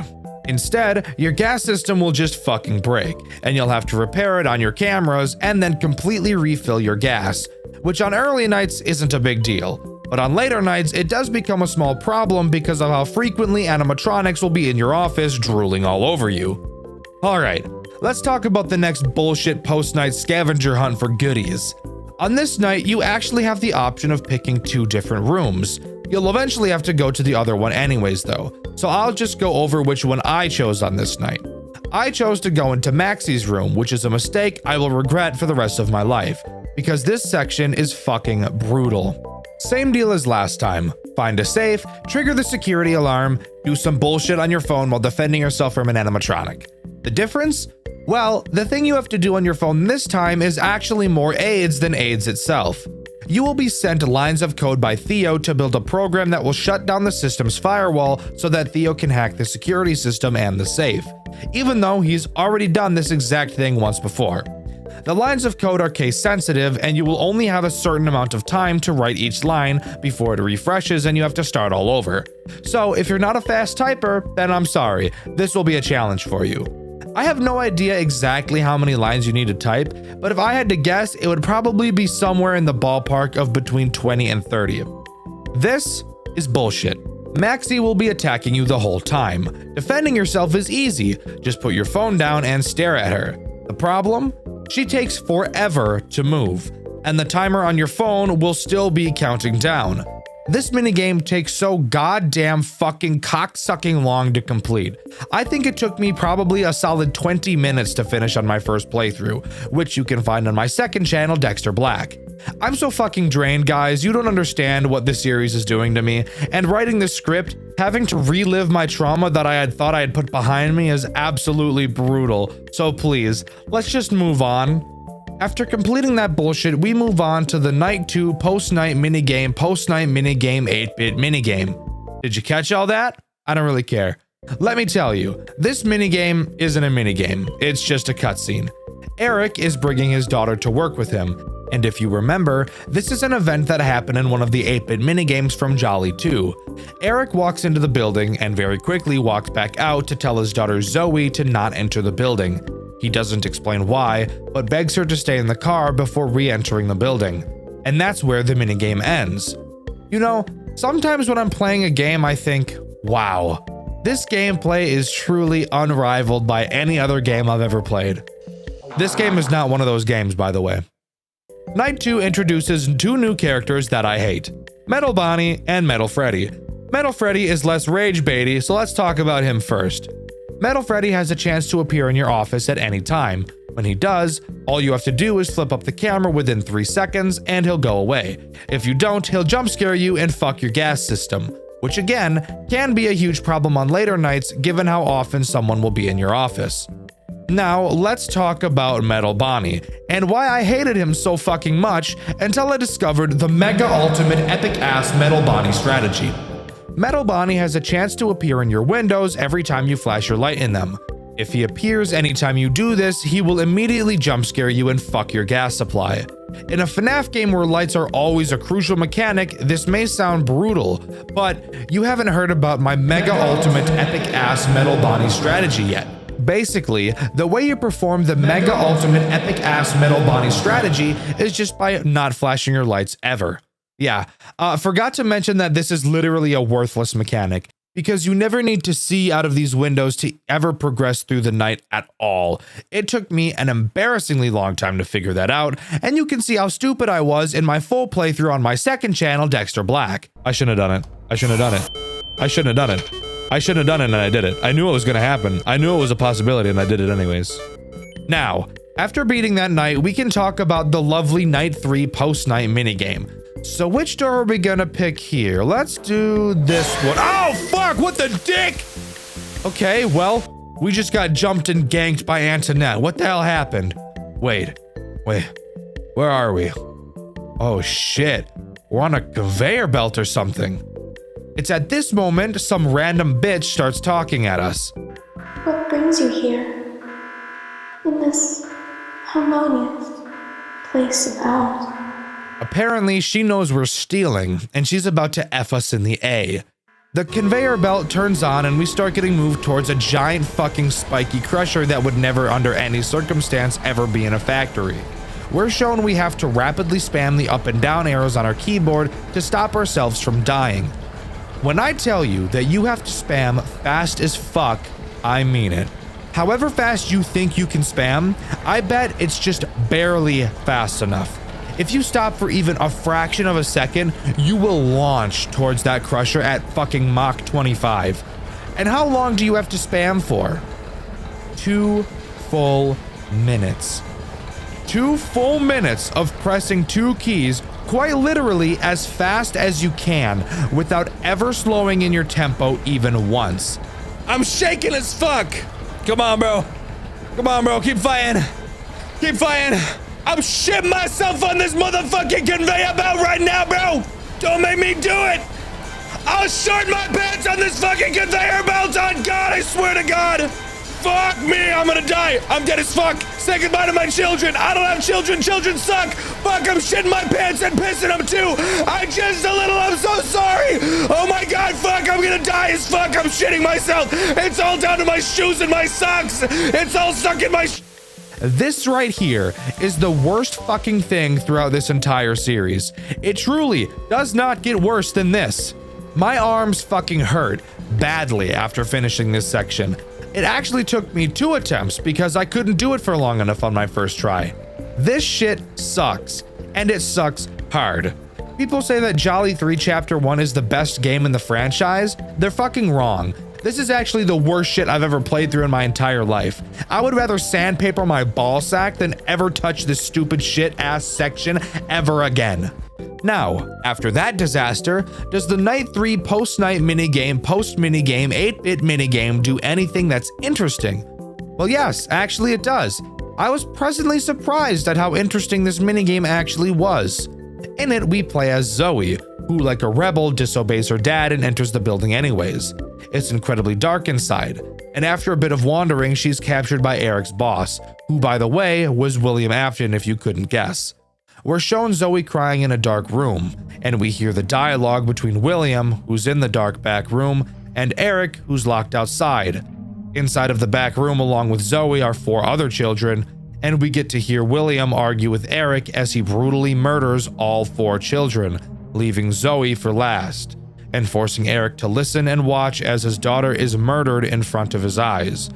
This is some of the most demented shit I've ever seen. But I actually think it's really cool. Not often in FNAF games do we ever get this close to seeing the terrible acts committed by the villains. And while no, I'm not eager to watch child murder, I think portraying it through these 8-bit minigames is a great way to let the game get serious without actually showing anything horrendously vile. Good job, Jolly. This cutscene is actually really cool, and I can appreciate that. But let's get back to the shit show. Night 4 introduces Jolly himself. Can you guess what he does? Fuck you, he just walks into your office, gas him and he's gone. Yes, every single non-metal character in this game acts exactly the same way. I'm not kidding, they're all identical, just with different patterns for how they get around the map. This is actually such garbage gameplay, I don't really have anything to compare it to. It's just embarrassing and a spit in the face to the player. Want a cherry on top? Jolly is the last character introduced in this game, which means Night 5 is going to be the same repetitive bullshit, but just with some more RNG. Aren't you excited? Now, for the post-night minigame, we finally get to go into the room we tried to get into last night, and the room I chose again could have been chosen on Night 2. If you chose this room, you'd be forced into the maxi room on this night. This one is really easy. All you do is find the safe and type in the code Theo gives you. That's it. No security fuck up, just typing in the code and you're home free. The only thing is that the lights to the room turn off and you get a long ass monologue from the girl who tried to squish you to death in the previous night. It's just the typical, "You don't understand our pain" bullshit you've heard 1,000 times before. When the lights turn back on, you can see the faces of the 4 main animatronics, implying that the soul in Jolly is Zoe, Eric's daughter. Zoe tells us to fix the past so history doesn't repeat itself, and then we're free to continue without any bullshit minigame that makes me want to rip my foreskin into pieces and throw them into the air like confetti. The Night 4 post-night minigame, post-minigame, 8-bit minigame consists of Eric on a boat, which I can only guess is the cargo ship from Jolly 2. We have to dodge guards' flashlights to stay out of their sight, and eventually jump into the back of an unmarked van, which, by the way, I would never suggest anybody do because that's just a terrible idea. But after that, the minigame is over and we can move on. And please, dear God, let us move on because I'm starting to run out of steam here. Before we begin night 5, Theo calls us and tells us he wants us to grab a fucking animatronic out of the factory and bring it with us. Are you fucking serious right now? You want me to grab one of the fucking murder robots? Are you out of your fucking mind? I think you're crazy. Eat my ass. I'm gonna do it anyways though, so I guess let's just get through the 5th night. I'm not going to bore you by talking about it because again, it's just a more RNG bullshit version of Night 4, so let's not waste any time and talk about what happens after you beat it. After completing Night 5, we head back to the Octagon and get a call from Theo. He thinks there might be an unactivated animatronic somewhere deeper in the factory. He apologizes and said that he knows we're tired, but to think about all of the money and recognition we'll get if we can pull this off. This seems like the most classic case of manipulation I've ever seen. But even knowing that, let's continue to fall for it every single time anyways. It's what happens in every single relationship, right? And hey, if we've all made it through one of those, what's stopping us from doing it one more time in Jolly? But this is where Jolly 3 Chapter 1 ends, with us heading deeper into the factory on the hunt for an animatronic to take back with us. Will this end up working out for us? We'll find out next week in the next Dxtr White video. No, I'm just kidding. We're finishing this up now. Alright, let's wrap this shit up, huh? Jolly 3 Chapter 2 continues directly after Chapter 1. Who would have thought? We travel down an elevator into the Jolly Entertainment underground facility in search of a deactivated animatronic. Theo marks a spot on our map, and we actually get to travel around the building much like the movement system in A Shadow Over Freddy's, which by the way is a game I've covered on this channel on Dxtr White. You should watch that video after you watch this one. And fuck it, subscribe to Dxtr Black and Dxtr Blue because this video is sucking my soul out of my body right now. Anyways, after arriving at a door, we scan a key card we have and a robot tells us that we don't have access and to quote, return to our quarters in turn. This audibly confuses Theo and reveals that we are playing as someone who has previously worked for Jolly Entertainment. And if I had to guess who, my money would be on Eric being our main character throughout the games. After a bit more exploring, we enter a security office and a tape begins to play from the CEO of Jolly Entertainment, teaching us how to be night guards. We're told that we'll be put to the test before getting the job, and that he's placed 2 deadly robots in the building to defend ourselves from. Really? This is how you test your interns? Fuck, I see why we quit. But whatever. Instead of letting him explain it, I'm going to explain it because I'm the YouTuber, and it would seem lazy if I just played the phone call out in its entirety, no matter how badly I want to do that so that I don't have to write about this fuck-ass game any longer. Let's get the biggest elephant out of the room, the camera system. This camera system is like nothing I've ever seen in a FNAF game ever, and I'm gonna be honest, I actually really like it. It took me a bit to get used to it, but it's actually pretty cool. The cameras are split up into 4 quarters. Clicking on any of them will zoom in and give you a normal looking FNAF camera map, but with only 3 to 4 buttons on each. Meaning if you want to check on another camera, you have to exit the quarter you're in and select another one. I feel like this makes the pressure of going through the cameras just a bit more interesting and tense, and I think that's something these games have been missing, so good job, Jolly. Anyways, there are only 2 animatronics that can actually end your night in this entire game, and go figure, they're both active on night 1. These characters are Jolly and George. You'll notice in this game that Jolly has taken his head off, and a skinned human head can be seen in its place. Just something Sigma I thought I'd bring up, but yes, this is Jolly. Both characters act the same way, just attacking different doors in your office. Once they get to your office, you'll have to jam their signal. Fun fact, you can tell George is at your office by his glowing eyes like he's straight out of Five Nights at Candy's, so dealing with him is super easy. Jolly, however, is a bit of a tricky one. You cannot see his eyes at the door. So how do you know he's there? Now's a good time to talk about the maintenance panel located behind you. If you turn around, you'll find this panel, and it has 3 tabs located on it. Let's talk about the jammer tab first since I've already mentioned it. Going to the jammer tab, you'll be able to activate the jammer. Damn, did you need a PhD to figure that one out, fuckface? When Jolly or George is at your door, you have to use the jammer to make them go away, but then the jammer has to recharge, which takes a pretty long damn time. If you ever use the jammer when nobody is at your door, the cooldown will last even longer, so really make sure you know where everyone is. I mentioned not being able to see Jolly at your door. Well, first of all, watching your cameras is important, so that'd probably help. Keeping your eyes on George isn't a big deal because you can see him, but Jolly is someone you're going to want to watch. He actually has two paths to your left door. The long way, aka the way you want him to go, and the short way, aka the way you don't want him to go. I'm sure you can guess why. Ding ding ding! Because of the jammer cooldown! Good job! Here, you get a cookie. Anyways, you can always double check where both George and Jolly are by using the radar tab on your maintenance panel. I'm sure you can guess what it does. It pings both of their locations on the map. This way you can tell for sure that Jolly is at your door if context clues on the camera aren't enough for you. However, every time you use the radar there is an incredibly long cooldown, so only use it when you really can't find Jolly. But woohoo! You beat the night and we get to move on to the post-night 1 minigame, which by the way are way better than the post-night minigames from chapter 1. You'll be sat in front of a computer. You're tasked with decrypting 10 files each night, which each take a decent amount of time. However, while you're doing this, you'll be being attacked by Rusty Freddy, Bonnie, Chica, and Foxy. Their mechanics are very easy. Every once in a while, you'll hear the sound of a door opening.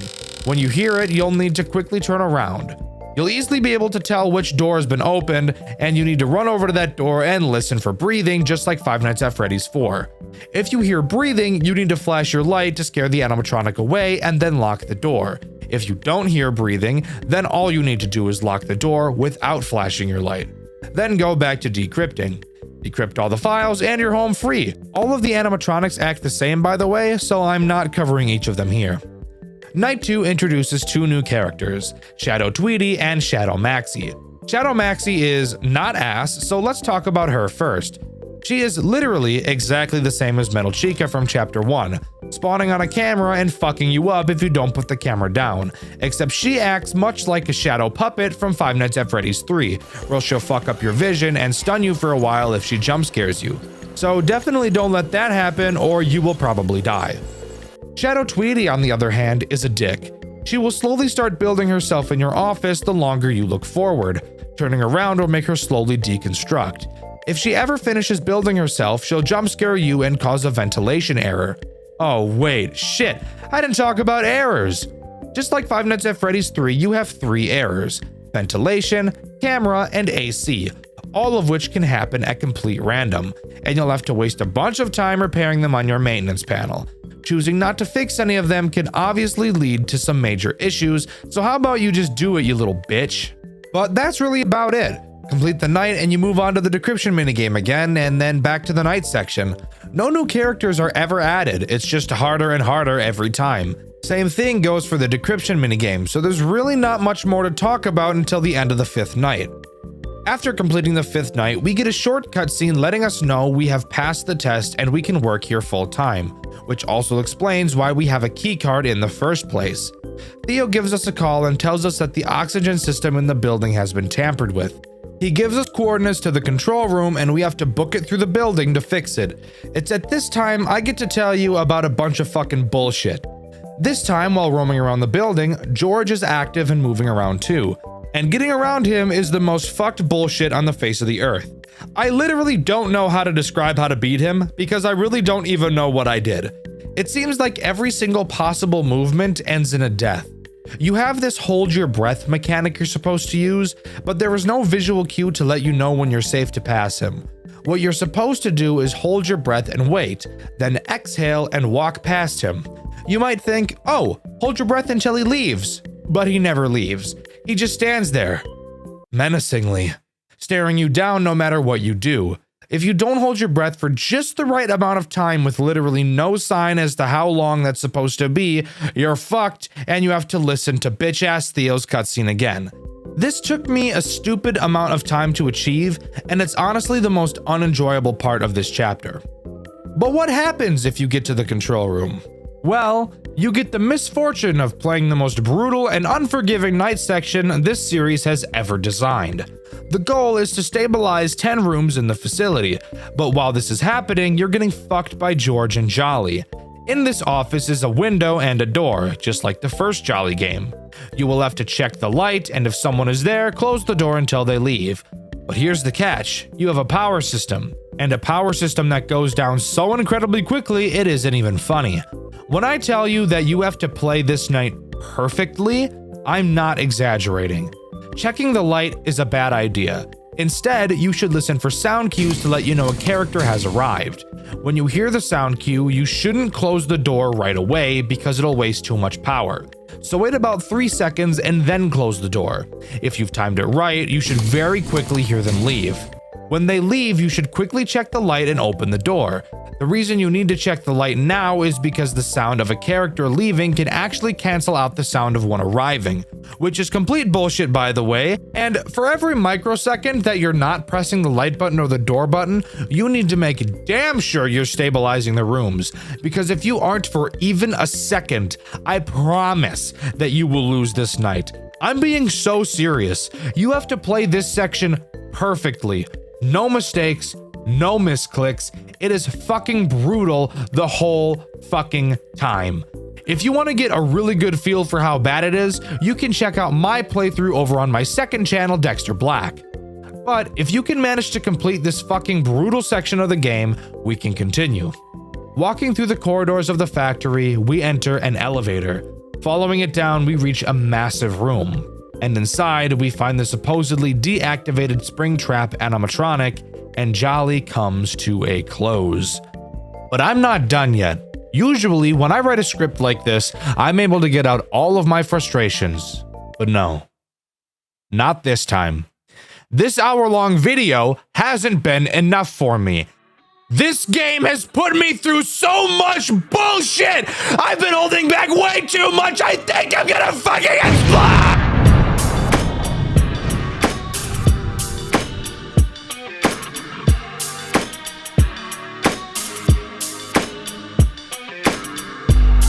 Some words to say, so I said them. I'm still fed up with this shit, so I grab my pad and my pencil. I'm about to go in, cause trying to be gotta be putting my foot down, a foot in. I cannot stop right now, I'm getting motion. I cannot call fit now and close all the curtains, cause George looking me up and down while licking on his lips. And Jolly coming up behind, grab my ass, said she mine, bitch.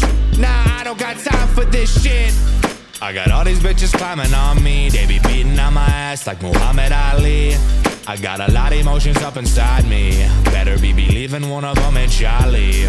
They be breaking on my back, Bruce Lee, even knowing that this shit is really fucking easy. I got a lot of emotions up inside me, better be believing one of them ain't Jolly. I'm really getting sick of this shtick. Tweety keep on grabbing on my dick and keep on twisting it. Maybe I would like it, but you're just a shitty Chica twin. Use the beat to eat my ass and wash it down with all my piss. Pissy bitch, you're pissing me off, so you deserve that. I'm pulling out these insults like they're rabbits in a hat. Jolly coming back for more, but had a heart attack. He be fat eating Big Macs, king of Big Macs. I got all these bitches climbing on me, they be beating on my ass like Muhammad Ali. I got a lot of emotions up inside me, better be believing one of them ain't Jolly. They be breaking on my back, Bruce Lee, even knowing that this shit is really fucking easy. I got a lot of emotions up inside me, better be believing one of them ain't Jolly.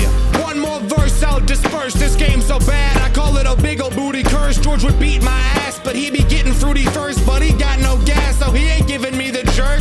Maxie's accidentally glancing at me, slap the bitch back forth with my fat meat. Actually, Antoinette's coming at me. Rope bunny, bitch, your wires are still attached, G. I got all these bitches climbing on me, they be beating on my ass like Muhammad Ali. I got a lot of emotions up inside me, better be believing one of them ain't Jolly. They be breaking on my back, Bruce Lee, even knowing that this shit is really fucking easy. I got a lot of emotions up inside me, better be believing one of them ain't Jolly. And with that, we're finally done covering the Jolly series. I want to mention that at one point there was going to be a Jolly 4 with a Game Jolt page existing for it. But as of now, that game has been cancelled, and it doesn't seem like we'll be getting any updates for it, but I'll keep my eyes peeled. I also know about a series called Jolly Bees, which is supposed to be connected to these games in some way, but I've not played them and I know nothing about them, and even if I did, there's no way in fuck I'd want to cover them in this video. It's already long enough as it is. Overall, I think Jolly is a pretty bad fan game series. I know there's a lot of nostalgia behind it for some people, and that me saying that will probably not sit well with most. So if you're upset with me for dogging all over a game you really like, I can totally understand that. But I thank you greatly for being able to make it this far. I would be lying if I said I had a good time playing this series, but I will say that Jolly 3 Chapter 2 was definitely my favorite. It feels like it was the most under control and sound in its mechanics. Sure, it was repetitive, but that allowed me to have ample time to develop a good strategy, which I felt was very satisfying. I wouldn't want to play this series ever again, but it's clear a lot of love and care went into creating it, and that's something I would never make fun of. While this game might not be for me, I think it's great if it's something for you, and working on this video has been an interesting roller coaster. I've never spent this long in a video before, and I really hope that the outcome is something that you were able to find some entertainment in, even if you don't agree with me. But what do you think? Do you agree, or do you think Jolly is actually really good? Let me know in the comments. I didn't even ask a question in my Flumpties video for some reason, so fuck me, I apologize for that. I spent way too long looking over that video to double check, and no, I never asked one. So we'll ask one this time. I've been covering FNAF games for quite a while, and every time I find a super unique game, I think to myself, there's no way any other FNAF game is going to be able to top that in creativity. But then, like clockwork, I find another one, and the game we'll be talking about today is no different. The game we'll be looking at today is called FNAF Showtime, a game made with Godot and is completely 3D, with hands down the most unique mechanic I've ever seen in a FNAF game before, and I can guarantee you've never seen anything like it either. So strap in as we dive into the exceptionally difficult world of FNAF Showtime. Jumping right into night one, there's plenty to talk about. To start, we don't actually just get booted directly into the office. Instead, we start at the entrance and can actually freely roam around the building to get a feel for our surroundings, which I always think is really nice. The layout of the building is incredibly different from any other FNAF game I've ever played, with the office being directly in the center of the building. This game consists of 9 cameras, and I mention that number for a very specific reason I'll mention later. Walking around the building, we stumble into the main dining room and can get a glance at single-handedly the most uncomfortable animatronics I legitimately think I've ever seen. These things are rancid and disgusting. They got the British treatment with their teeth, too. That's nasty. What the fuck? Oh my. Look at that pot belly, bro. Dude, that cheek is nasty. That cheek is actually so gross. I don't like it at all. I don't think any kid would want to come to a restaurant with the characters looking like this. Anyways, moving to our office, we can talk about the tools we have at our disposal. And strap in because this might just be the most creative and horrifying FNAF game we've ever covered. In Showtime, you're stuck in the cameras once you start the night. You can never drop them, which means you can never close your doors. Not that that's an issue anyways, as both of the entrances to your office don't even have doors. This is where those 9 cameras I mentioned become super important. Your cameras are controlled by your keyboard, not your mouse, using the keys Q, W, E, A, S, D, Z, X, and C. If you take a look at the cameras, you'll be able to see which letter correlates to each camera. This is a system that took me very, very long to get used to, but it's actually super cool. Now, when it comes to looking around the cameras, Showtime isn't like most FNAF games. The cameras don't pan back and forth by themselves. Instead, you're in charge of manually controlling the cameras using your mouse, and you have full control of the cameras, being able to point them in literally any direction you want, which I think is really cool. You'll even notice that there's a camera in your office and you can actually see yourself at your desk.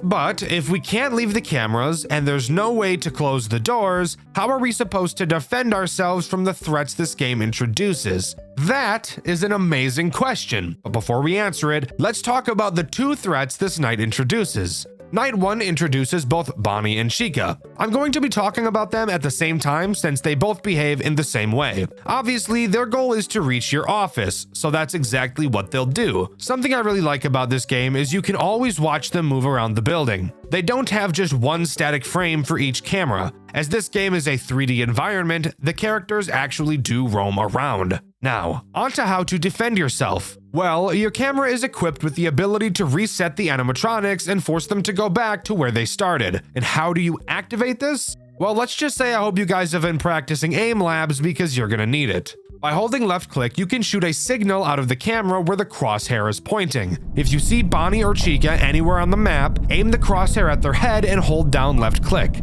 Do this for long enough and a little jingle will play and their eyes will glow yellow, signaling that they will return to their starting location. Is that not like the coolest shit you've ever seen? I've never seen anything like that in a FNAF game before. I love it when fan devs try something new, and I think this one really nailed it, because this makes this game incredibly stressful.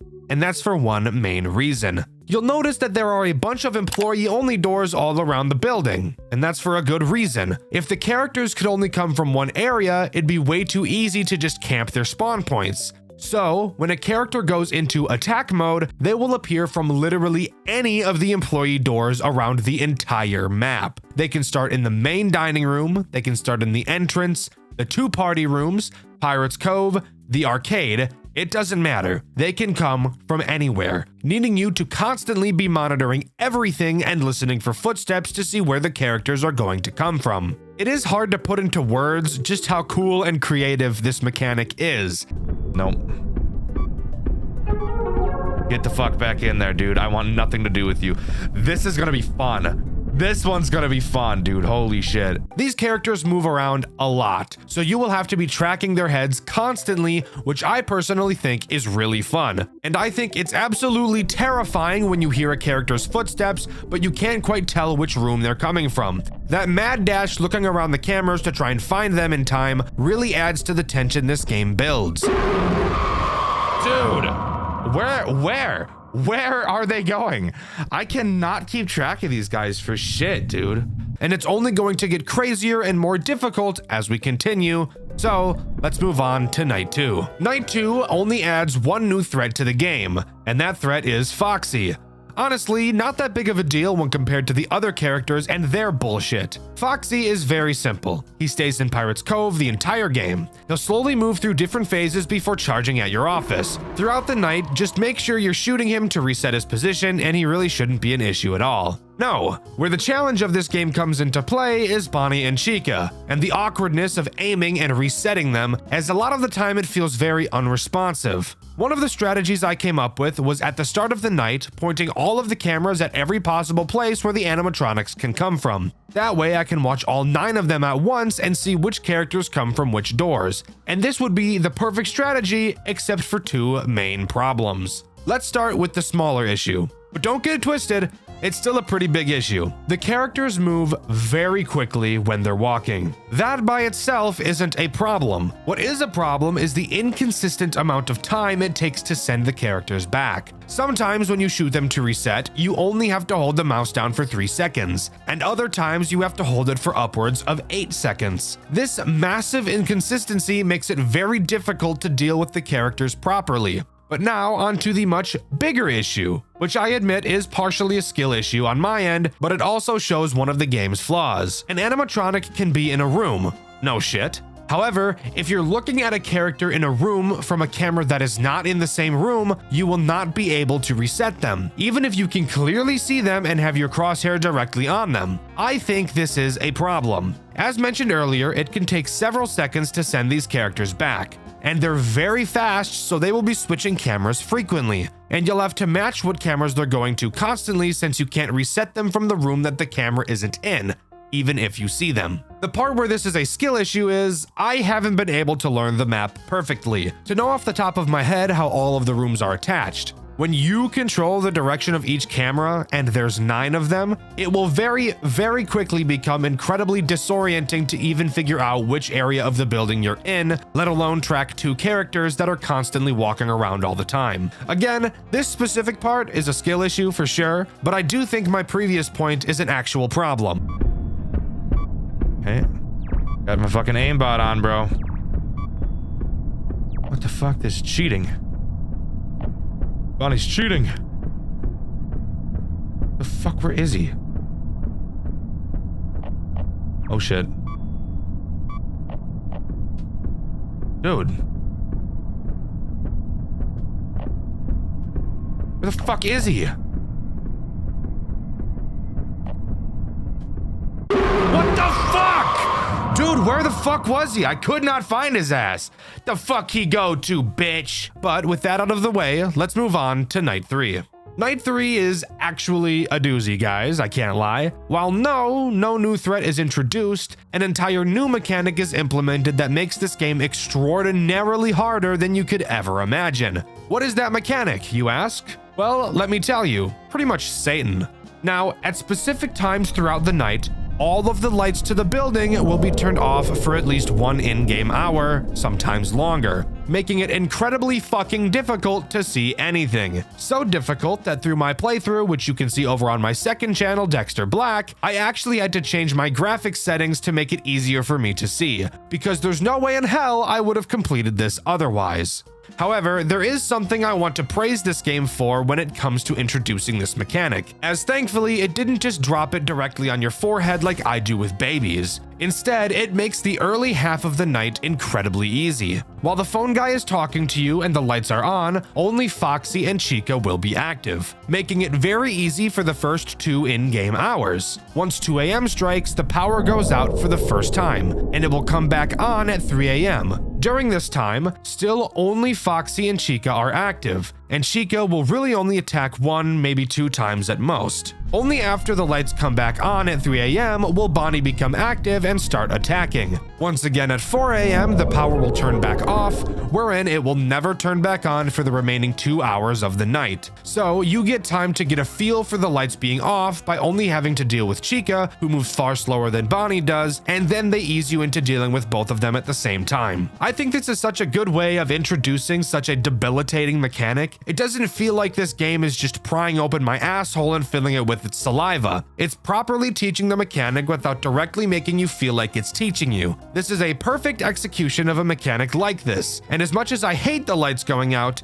this game made me hate it probably as little as I possibly could hate it, which I think is pretty cool. But with that new aids out of the way, let's move on to night 4. Night 4 is an interesting night, and another night that really shows off how wonderful this game is at introducing mechanics to you. With me just talking about how well the light function was introduced, this night has a brand new character so heinous, yet the developer was able to introduce them in a nice way, or at least as nice as possible considering how much this guy sucks. Night 4 introduces Freddy, the big kahuna himself. The role he plays is both very simple and the most terrifying at the exact same time. His goal is, of course, to get into your office. However, the way he does so is what makes him so scary. Unlike Bonnie and Chica, who wander around the building and then enter your office, when Freddy appears from a door, he will make a beeline directly for your office with no stops along the way. And Freddy is fast. Very, very fast. Freddy's music will start playing during the times he can attack. During the music, you'll hear him laugh. When he does laugh, that's how you'll know when he's about to open a door. So you'd better drop everything you're doing to focus on him, because once he exits one of the doors, you have approximately 6 seconds to deal with him before he starts digging in your butt. Now, I mentioned they introduced Freddy very nicely. How exactly did they do that? Well, Freddy activates while the lights are off on this night, so that's not very kind. However, during this Freddy attack section, both Bonnie and Chica will not be moving around, so this entire moment is spent focusing on Freddy as you understand how he works. Again, another beautiful execution of a mechanic like this. I dislike when FNAF games introduce a mechanic while everything else is happening with no explanation of how the character works. I think having the player figure it out on their own can be a good thing, but not while everything else is happening at the same time. Wonderful integration, but it makes me very scared for Night 5. Speaking of, let's move on to that. Night 5 overall doesn't add anything new. In general, it's just a much harder version of Night 4, and I'll explain why. Remember how I said that this game did a really good job of teaching the Freddy mechanic? Yeah, well on Night 5, let's just say they're not so nice. There are 2 blackouts on night 5. The first is very kind. It lasts 60 seconds and consists only of Freddy, just like night 4. That made me think for a moment, just a moment, this game was about to be very kind. But boy, was I wrong. The second blackout happens at 5 a.m. and runs throughout the final hour. During this final blackout, all 4 of the characters are active, and it's by far the most stressful section this game has ever had. I was skilled and based enough to beat it on my second attempt, but that's only because I'm literally the hunky chiseled god. 2 additional things to talk about on this night. The first is that it reveals another Freddy mechanic. That being, he can attack while the lights aren't out as well, except there is a big difference. Something you'll notice about Bonnie and Chica is that Bonnie is significantly faster than Chica is. During the lights out sections, Freddy will be Bonnie's speed, which is why he's so scary. But while the lights are on, Freddy will move at Chica's speed, still making him a big threat since he goes right for your office, but also makes him easier to deal with. The last thing I want to talk about before we continue is Golden Freddy. During my playthrough of Night 5, which you can see over on my second channel, Dxtr Black, I actually had Golden Freddy appear. He appears in your office, and I didn't dare look at him with the office camera, but you can see I was looking at him through one of the party rooms. But with that, that's all Night 5 has to offer. I assumed there would be some form of cutscene after completing it, but no. I was not so lucky. Instead, we're just thrown right into night 6, where I'm sure we'll have just a perfect happy-go-lucky time. So turns out it wasn't actually a night 6. Upon walking to your desk to start the night, you're greeted to the extra screen where you can play any of the previous nights again, do a custom night, a real-time night, and do 5 unique challenges. So as far as we're concerned, that's all FNAF Showtime has to offer. I'm just kidding. Of course we're going to talk about the challenge modes. So let's quickly go over the first and most boring one of them all, Blackout. As the name suggests, the entire night has the power out. So say hello to Usain Bolt Freddy pile driving your rear from the back for the entire night. Not a very interesting challenge mode, but definitely a challenge mode nonetheless. The next challenge is called Find the Cupcakes, my personal favorite challenge mode, and you'll never guess what it is we have to do on this night. Throughout the cameras, 10 cupcakes will be hidden. All you have to do is find each of them and reset them to collect them. The only threat active on this night is Chica, which makes sense since it is her cupcake, but I do feel it makes this challenge far too easy. I think having all the characters active but at lower AI values would make this challenge much more interesting. This next challenge we're going to talk about is very, very evil. Like, think of the most evil thing you could possibly imagine, right? Think about it. Think of its shadow, right? Start with like a shadow, just got like a shadow ball, and now mold that shadow. Put it between your fingers, let it slide like you're making some clay ball in art class in 5th grade, right? Shape it into the most annoying, fucking terrifying piece of garbage you can possibly think of. Is the shadow you molded the shape of Balloon Boy? Because if it is, you guessed this challenge night perfectly. This challenge is called Camera Problems, and I bet you can take a perfect guess as to what that means. During this night, while all characters are active, Balloon Boy will occasionally, and very frequently I might add, cause one of the cameras to break. When he breaks a camera, he himself will be present in the room of that camera and you'll have to reset him. But how do you do that if you can't access the camera? Well, you'll have to find him in that room from another camera and reset him through that one. And Balloon Boy, we all know him, is just an asshole. Piece of shit, smelly ass, goofy ass, shitty ass, pissy ass, farty ass, sharty ass, stupid ass, dumb ass, bitch ass, dunce ass, fuck ass boy. This is an incredibly difficult challenge, and I love that a new character was created specifically for it. I think that's really cool. The next challenge is called Above and Below, and did something I would have never expected. All it does is add a brand new character alongside all of the other ones we've already been having to deal with, that character being Mangle, who is by far the most terrifying character of them all. You'll notice that above each employee door, you'll also find a vent. These vents are where Mangle comes from. And the challenge from Mangle comes from both her being on the ceiling and by being the fastest character in the entire game, even outspeeding Bonnie and Freddy. That's all this challenge is, but holy shit, Mangle is so fucking fast and it makes this challenge one of the hardest. but I still don't think it's quite harder than Balloon Boys. The next challenge is called Divided Attention, and you'll be able to guess exactly what this night is going to offer the moment you load into it. That being the fact that you can hear a music box. And if you check the prize corner, you'll see a small music box on the counter.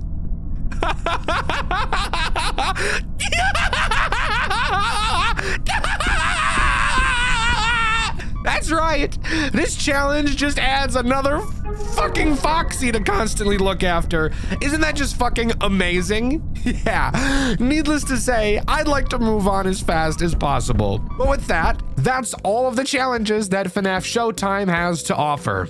And overall, I think FNAF Showtime is an incredible game. Even though there are only 4 characters throughout the main night sections, this game proves to be one of the most difficult I've ever played.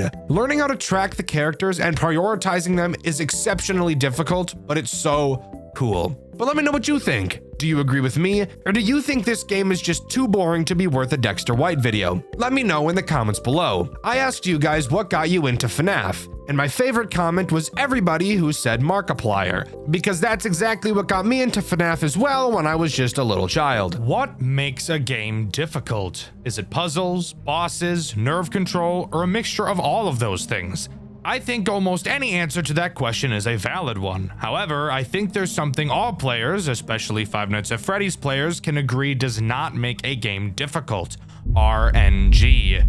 Standing for random number generation, RNG is basically just when the game decides to go, and make something happen in the game at complete random with no thoughts of balancing or user experience whatsoever. In a lot of games, RNG can be a good thing and add to the overall experience, whether that be contributing to grinding for a really good gear in a dungeon of an MMO, or contributing to a loot box if you're a degenerate and play Hoyoverse games. But something I think FNAF players can agree on is that RNG is almost never a good thing, and the game we'll be diving into today implements it in some of the worst ways of all time. Join me as we dive into the world of the Tubbyland Archives. The Tubbyland Archives, Act 1. The Tubbyland Archives begins with a cutscene. The camera pans around the building, showing the various rooms, and we listen to a quick phone call from the CEO of the company we will soon be working for. He tells us that we've gotten the job and that we'll meet with a guy named Joey, and he'll be teaching us what we need to do. The camera pans past 2 of the antagonists we will soon be introduced to, and oh my lord, do I need to talk about how awesome this game looks. These characters look terrifying. I love them, and I honestly feel like this game's menu screen is one of the best FNAF menu screens I've ever seen. The way the characters shake as they reach out for you, mixed with the unsettling background music, provides a very uncomfortable feel, which I think fits great into a FNAF game. Anyways, moving on to night 1, we're introduced to who I can only assume to be Joey. However, through in-game subtitles, we can see the game refers to him as 03. Not really sure why.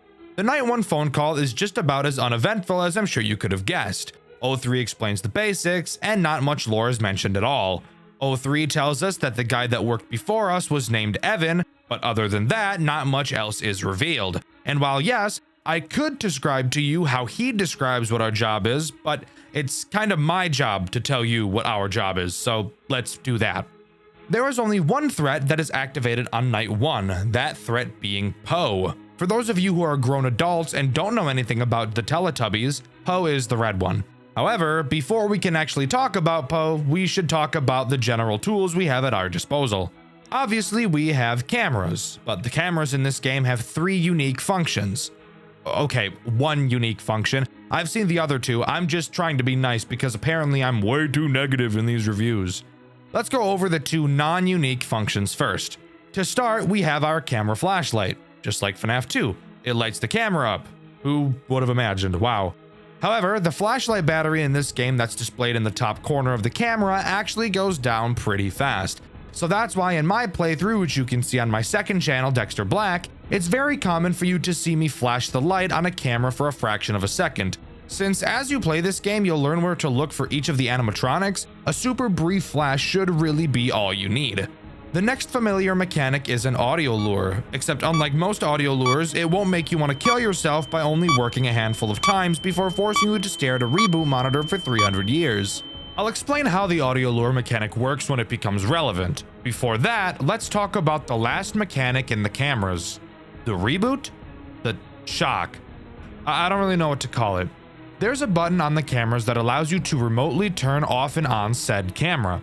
There's almost never a reason to turn a camera off, so I'm just gonna pretend like that doesn't even exist. But turning a camera on is very important because of one main mechanic this game has that just makes me smile from ear to ear. You see, that joke was funny because I lied. In the top corner of the screen, you'll also see a camera stability percentage. Throughout the night, this number will decrease, and each camera has its own dedicated percentage. When the percentage reaches 0, that camera will automatically shut off, and you'll have to go to said camera and turn it back on. This mechanic is in no way annoying by itself, but when mixed with a certain dickhead we'll talk about later, this will quickly become one of the main things in this game that makes you want to detonate a flash grenade next to an infant. You can also hide behind some curtains in your office, but that won't become necessary until a later night. Now, pivoting to talking about Poe. Something I'll hand to this game is that it does a really good job at making every character be a constant thorn in your side. No character can be forgotten about. No character can you just let your brain go on autopilot to deal with. You constantly have to be aware of each character, which is something I think is a very good thing in a FNAF game. Poe will do what most robots in FNAF games tend to do, wander around the building and make their way to your office. Something you'll notice about a lot of characters in this game is their ease of ability to juke you. Unlike most FNAF games where each character usually only has one main form of attack, most of the characters in the Tubby Land archives can attack both of the doors in your office, and because of the way the building is set up, there are multiple opportunities for the characters to swap which side they're going to attack on, making it even more important for you to constantly be monitoring all of them. Poe is the only character in this game that is affected by the audio lure, thankfully. However, there is a very big problem with Poe that I will bring up towards the end of this video, but for now, Poe pretty much is just Springtrap. Don't let her get to your doors or she'll insert herself inside of you, and you can only lure her into rooms she's adjacent to. Ooh, I don't like that. Call it back this way, bro. Come here, please. Poe by herself is not a formidable foe, but will likely become the character you forget about the most later down the line. Of course, it wouldn't be a FNAF game without post-night minigames where all you do is walk around, now would it? Rest assured, Tubby Land Archives has those as well. However, there is something I want to mention about these minigames. The way they control is honestly really satisfying. The camera moves with the player, but it doesn't lock to them. It glides around their movements, which leads to a super satisfying feel. Not only that, but the art doesn't have that typical purposeful dog shit look to it. It looks like this could actually be a game inside of an arcade machine, and I think that's great. But what happens in the first minigame? Well, to start, we play as the green Teletubby, Dipsy. We're told to find Nunu, and once again, for those of you that know nothing about the Teletubbies, Nunu is this fucking vacuum that's alive, or something. After wandering around the building, we find Nunu in a closet and his eyes glow red, which means he's evil because duh, that's what red means. And we're told that Nunu was sleeping. Duh, that's why his eyes were closed, you moron. I can't believe the game is having to explain this to you.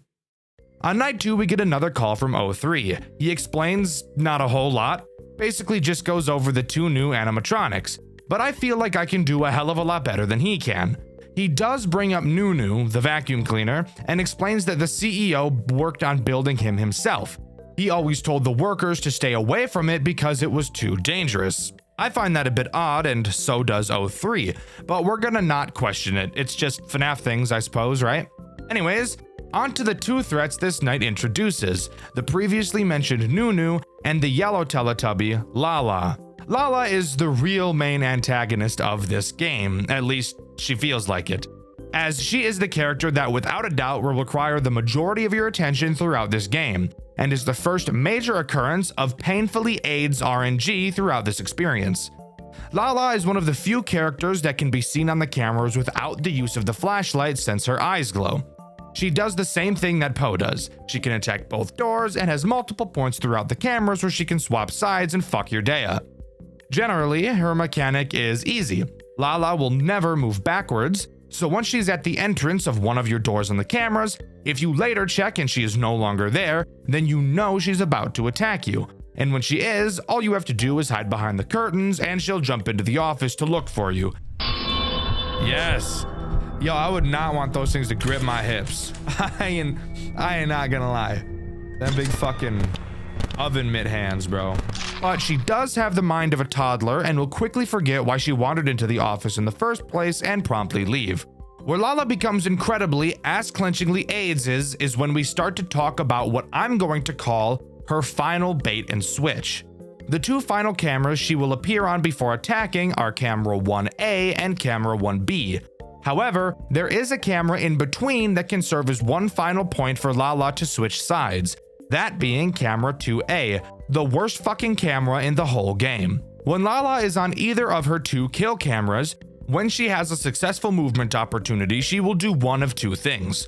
One, she'll just prepare to enter your office, wherein you'll need to hide behind the curtains, or she can do the much more frustrating option, move into the bait and switch camera. When she's in this camera, she obviously won't be able to enter your office. However, when comparing this switch camera to the other one, it becomes a lot more infuriating. The other two switch cameras are 4A and 1B. This is the only other point in the cameras where the characters can switch attack sides. However, the difference between these cameras and the bait and switch cameras is that the bait and switch cameras have a camera in between. And because of this, when Lala is in the bait and switch camera and has a successful movement opportunity, she can enter any of the two kill cameras, even if it's the kill camera she just came from. This alone isn't a huge problem, but when we get into later nights and everyone is more aggressive and there's more characters active, in most cases, you would almost always rather have Lala just move into her attack phase so that she'll reset to camera 5A and you can focus on someone else for a bit. However, there will be many occurrences where Lala will just jump between her bait and switch cameras, leading to you need to spend way more time on her than you ever should have, which will end up getting you killed by either Poe or another character I'll mention later in the long run. The other character this night adds is the previously mentioned Nunu. Nunu, thankfully, isn't a normal attacking character. Nunu is actually in the office with you, and you can see him behind the curtains you go to hide in. He's just a preventative measure to stop you from hiding in the curtains all night. If you stay there for too long, he'll kill you. Pretty simple sugar. After beating night 2, we're tossed into another mini-game segment, this time playing as Poe. Once again, we have to go find Nunu. After a bit of exploring, we find him getting his clanker ass to work, filling up the custard machine to make some bomb-ass desserts that I personally will never eat because I'm not really a sugar type of guy. Moving on to night 3, we get yet another phone call from 03. He tells us that everyone who works in this building never feels like they're alone when they enter the building, and no shit, there are a bunch of murder robots always trying to fornicate with them, so that checks out. 03 expresses that he will be trying to look through some of the files later on to figure out what's going on, and if I were to guess, that's not gonna bode well for him. 03 also mentions another Teletubby, and of course, that character is the new threat on this night, that being the purple Teletubby, Tinky Winky. Tinky Winky is probably the least frustrating character throughout this whole game. Same shit as every other character. Go to your office, juke you along the way. Except the way to deal with Tinky Winky is different. We're told that he doesn't like high-frequency noises. Well, luckily for us, the flashlight on our cameras just so happens to make that correct frequency of noise to piss him off. He also makes a very noticeable sound cue on whichever camera he's on. So if he's ever in the wrong place, just hold the light on him and he'll move backwards. No problem whatsoever. The post-night 3 minigame has us play as Lala. Once more, we're tasked with finding Nunu. Spoiler alert, this is what we're gonna have to do in each of the minigame segments. After some searching, we find him taking out the trash. However, as I'm sure you could already see because you have eyes, the trash he's taking out definitely looks like flesh and blood, so that's just awesome now, isn't it? Night 4 gives us my favorite phone call in this entire game. Something I really need to point out is how amazing the voice actors in this game really did. The acting is nothing short of amazing. It never sounds like the characters are acting, it always just sounds so real. It turns out I'm not crazy. There's something going on around here, and it's not good. I don't really know how much I can say over the phone. I mean, who knows who's listening, but I think I might be onto something. This whole company goes way And that's what I think all good acting should be. You shouldn't even think that the characters are actors, just that they're characters. And I think this game does an almost perfect job at that. Moving on to what's actually said, O3 did some digging and explained that the entire company goes way deeper than he expected. He found some things that he probably wasn't supposed to see, but he never gets into explaining what. Before he does, the CEO comes to his office. They have a brief yet uncanny conversation. The CEO knows that someone had been looking at the company documents, and it's clear that he thinks O3 did it, which, to be fair, he did. O3 denies ever doing so because, of course, why would he admit that? And the CEO says that he's got his eyes on him. He asks O3 to come in the next night to help look for some of the documents, and O3, while confused as to why, agrees anyways. The CEO leaves the office and O3 quickly hangs up the phone. This night also introduces the final threat in this game, Dipsy. Dipsy is another character that you won't really have to focus on all too much. Dipsy will appear in your front office door. He has a few phases he can move through before you see him in his main attack phase, where he's fully leaned into your office. When you see him like this, all you have to do is hide. A very faint sound cue will play when he leaves, and you'll be able to come back out and continue.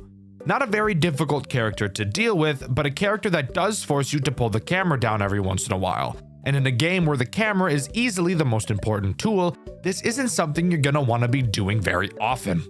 This is also the night where you'll really start to notice how difficult this game really is.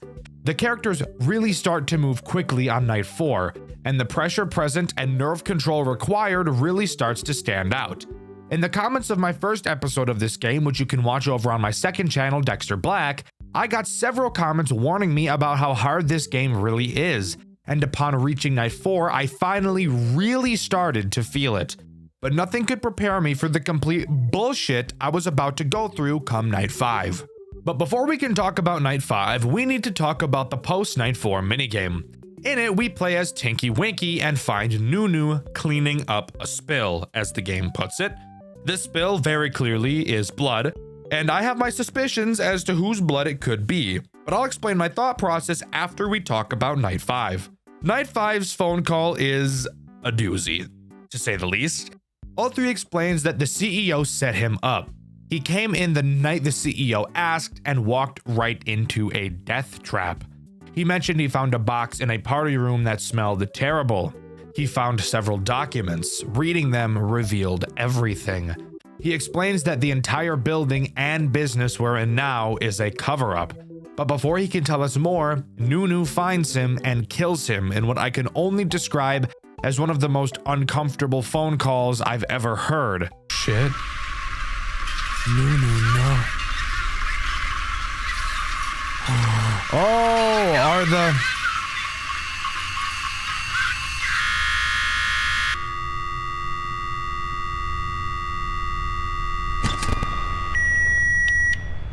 Okay, that was a pretty cool fucking phone call, dude. I can't even lie. That was actually badass. And I can only assume he is the owner of the blood that Nunu was cleaning up in the post-night 4 minigame. But now we get the displeasure of talking about night 5. Single-handedly, one of the most infuriating gameplay experiences I've ever had in my entire life. This is where the RNG gets atrocious, and where I find this game's biggest asshole, Poe. As I've already mentioned, Poe acts very similarly to Springtrap in FNAF 3, and if you know anything about FNAF 3, then you know the worst thing about it is the dreaded 1 in 7. For those of you who have played FNAF 3, that phrase probably just sent chills down the back of your spines. 1 in 7 refers to the 1 in 7 chance Springtrap has to completely fucking ignore your audio lure, and is single-handedly the reason why FNAF 3 is even as hard as it is, as it takes a system that would be built around skill and turns it into a game of, is Springtrap gonna fuck you or not? This is exactly what Poe does. At least, I'm pretty sure is what she does. There's no official documentation about her AI, and as far as I'm aware, there's no decompiling of this game to double check. But I'm almost positive she has the same mechanic. Maybe it isn't 1 in 7, but it's almost 100% 1 in something. Because if it's not a 1 in something, then that means that Poe moves around the camera so quickly that your audio lure doesn't even matter. I tried my absolute hardest, but I could not for the life of me beat Night 5. I gave up, and I'm not ashamed to admit that.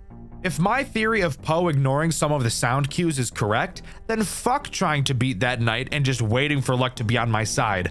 The time you have to wait to use the audio lure after using it is way fucking longer than in FNAF 3. And sure, you never have to reboot it, but that doesn't really matter when Poe moves at the fucking speed of the goddamn Roadrunner. Seriously, go watch my Night 5 playthrough on my second channel, Dxtr Black. It's almost laughable how quickly Poe gets to my office despite me using the audio lures at every single opportunity that I could. You could also just watch to see some salt since there's plenty of that, but like, goddamn, this night is hard. This game is fucking hard. I should have listened, but I was thinking, well, how hard could it possibly be? And the answer to that question is, I don't know. It's impossible to tell how hard the game is because the skill ceiling is capped by how lucky you get. So I don't even know how difficulty could be measured. But I need to relax a bit. Sure, I wasn't able to beat this game, but I know there are some people out there who were able to. And because of those people, indie fuel, that I'm able to finish talking about this game. So congratulations to all of you who put yourself through this horseshit torment. I appreciate you. The post-Night 5 minigame actually takes place before the Night 4 minigame. We play as Tinky Winky once again and actually get to see who, once again, I can only assume to be 03, dragging himself out of a room before all of the animatronics hold him down as Nunu kills him and he's left to die on the floor alone with no one to ever come and help him. We get our check for the week, but before we decide to piss off forever, our character begins to speak to himself. He wants to go back for one more night to see if 03 is still alive, and if he isn't, he wants to get the documents that 03 mentioned so that his death wouldn't be in vain. Personally, if it was me, I don't care if 03 was my brother. He's dead as disco, and there would be no way in fuck I'd be going back there in a million years. But Parker, our player's name, decides to, and we get to jump into Night 6, an experience I never got to see for myself, and I'm glad I didn't. As far as I'm aware, nothing new was added to Night 6, just being a more difficult, more RNG-based fuckfest of a night, but after completing it, we move on to the post-Night 6 minigame. This minigame is actually a minigame, not just a walk-around simulator. In this minigame, we have to find 10 of the documents in the basement, all while the animatronics patrolling you are trying to find us. If at any point they see you, you're dead because they're much faster than you are. So you have to strategically hide by staring at a fucking wall every once in a while whilst they pass, and eventually escape the building. I obviously never did this because I couldn't even beat Night 5, let alone Night 6, but even just watching somebody else complete this minigame, even this minigame looks really fucking hard. So I'm grateful that I never had to do it. But that's all Tubbyland's Archives Act 1 has to offer. Yes, I did say Act 1, which would imply that there are more on the way. In fact, Act 2 does actually have a Game Jolt page, but with no updates on said page for over 2 years, who's to say if it will ever actually come out or not? I personally really hope it does, because the story of this game actually seems intriguing to me, which is odd for a FNAF game. Overall, the Tubbyland Archives can prove to be an incredibly frustrating, luck-stricken experience. However, I don't think that can fully take away from how amazing this game both looks and how it is mechanically if you can put aside the 2 major RNG points that it has. The story is mysterious and is everything I need to want a sequel, and I really hope it does come. But let me know what you think. Do you agree with me, or do you think that the Tubbyland Archives is nothing but reimagined slop of a FNAF fan game that came out years ago? Let me know in the comments below. In my Those Nights at Rachel's video, I asked you guys what your biggest FNAF hot take was, and my favorite answer was this one by an avid panda lover. They said the trope of, quote, employee killed children and that's why the animatronics are hostile, end quote, has been completely overdone by every fan game, and I totally agree. I would love to see a fan game story where child murder isn't the key and major plot point, and honestly, it almost seems like that's the direction the game we covered today is taking. The question of this video is, what is the most frustrating experience you've ever had playing a FNAF game? With the question of the video being asked, subscribe to the channel, I'd appreciate it a lot. I've been Dxtr, and I'll see you all in the next video. See ya!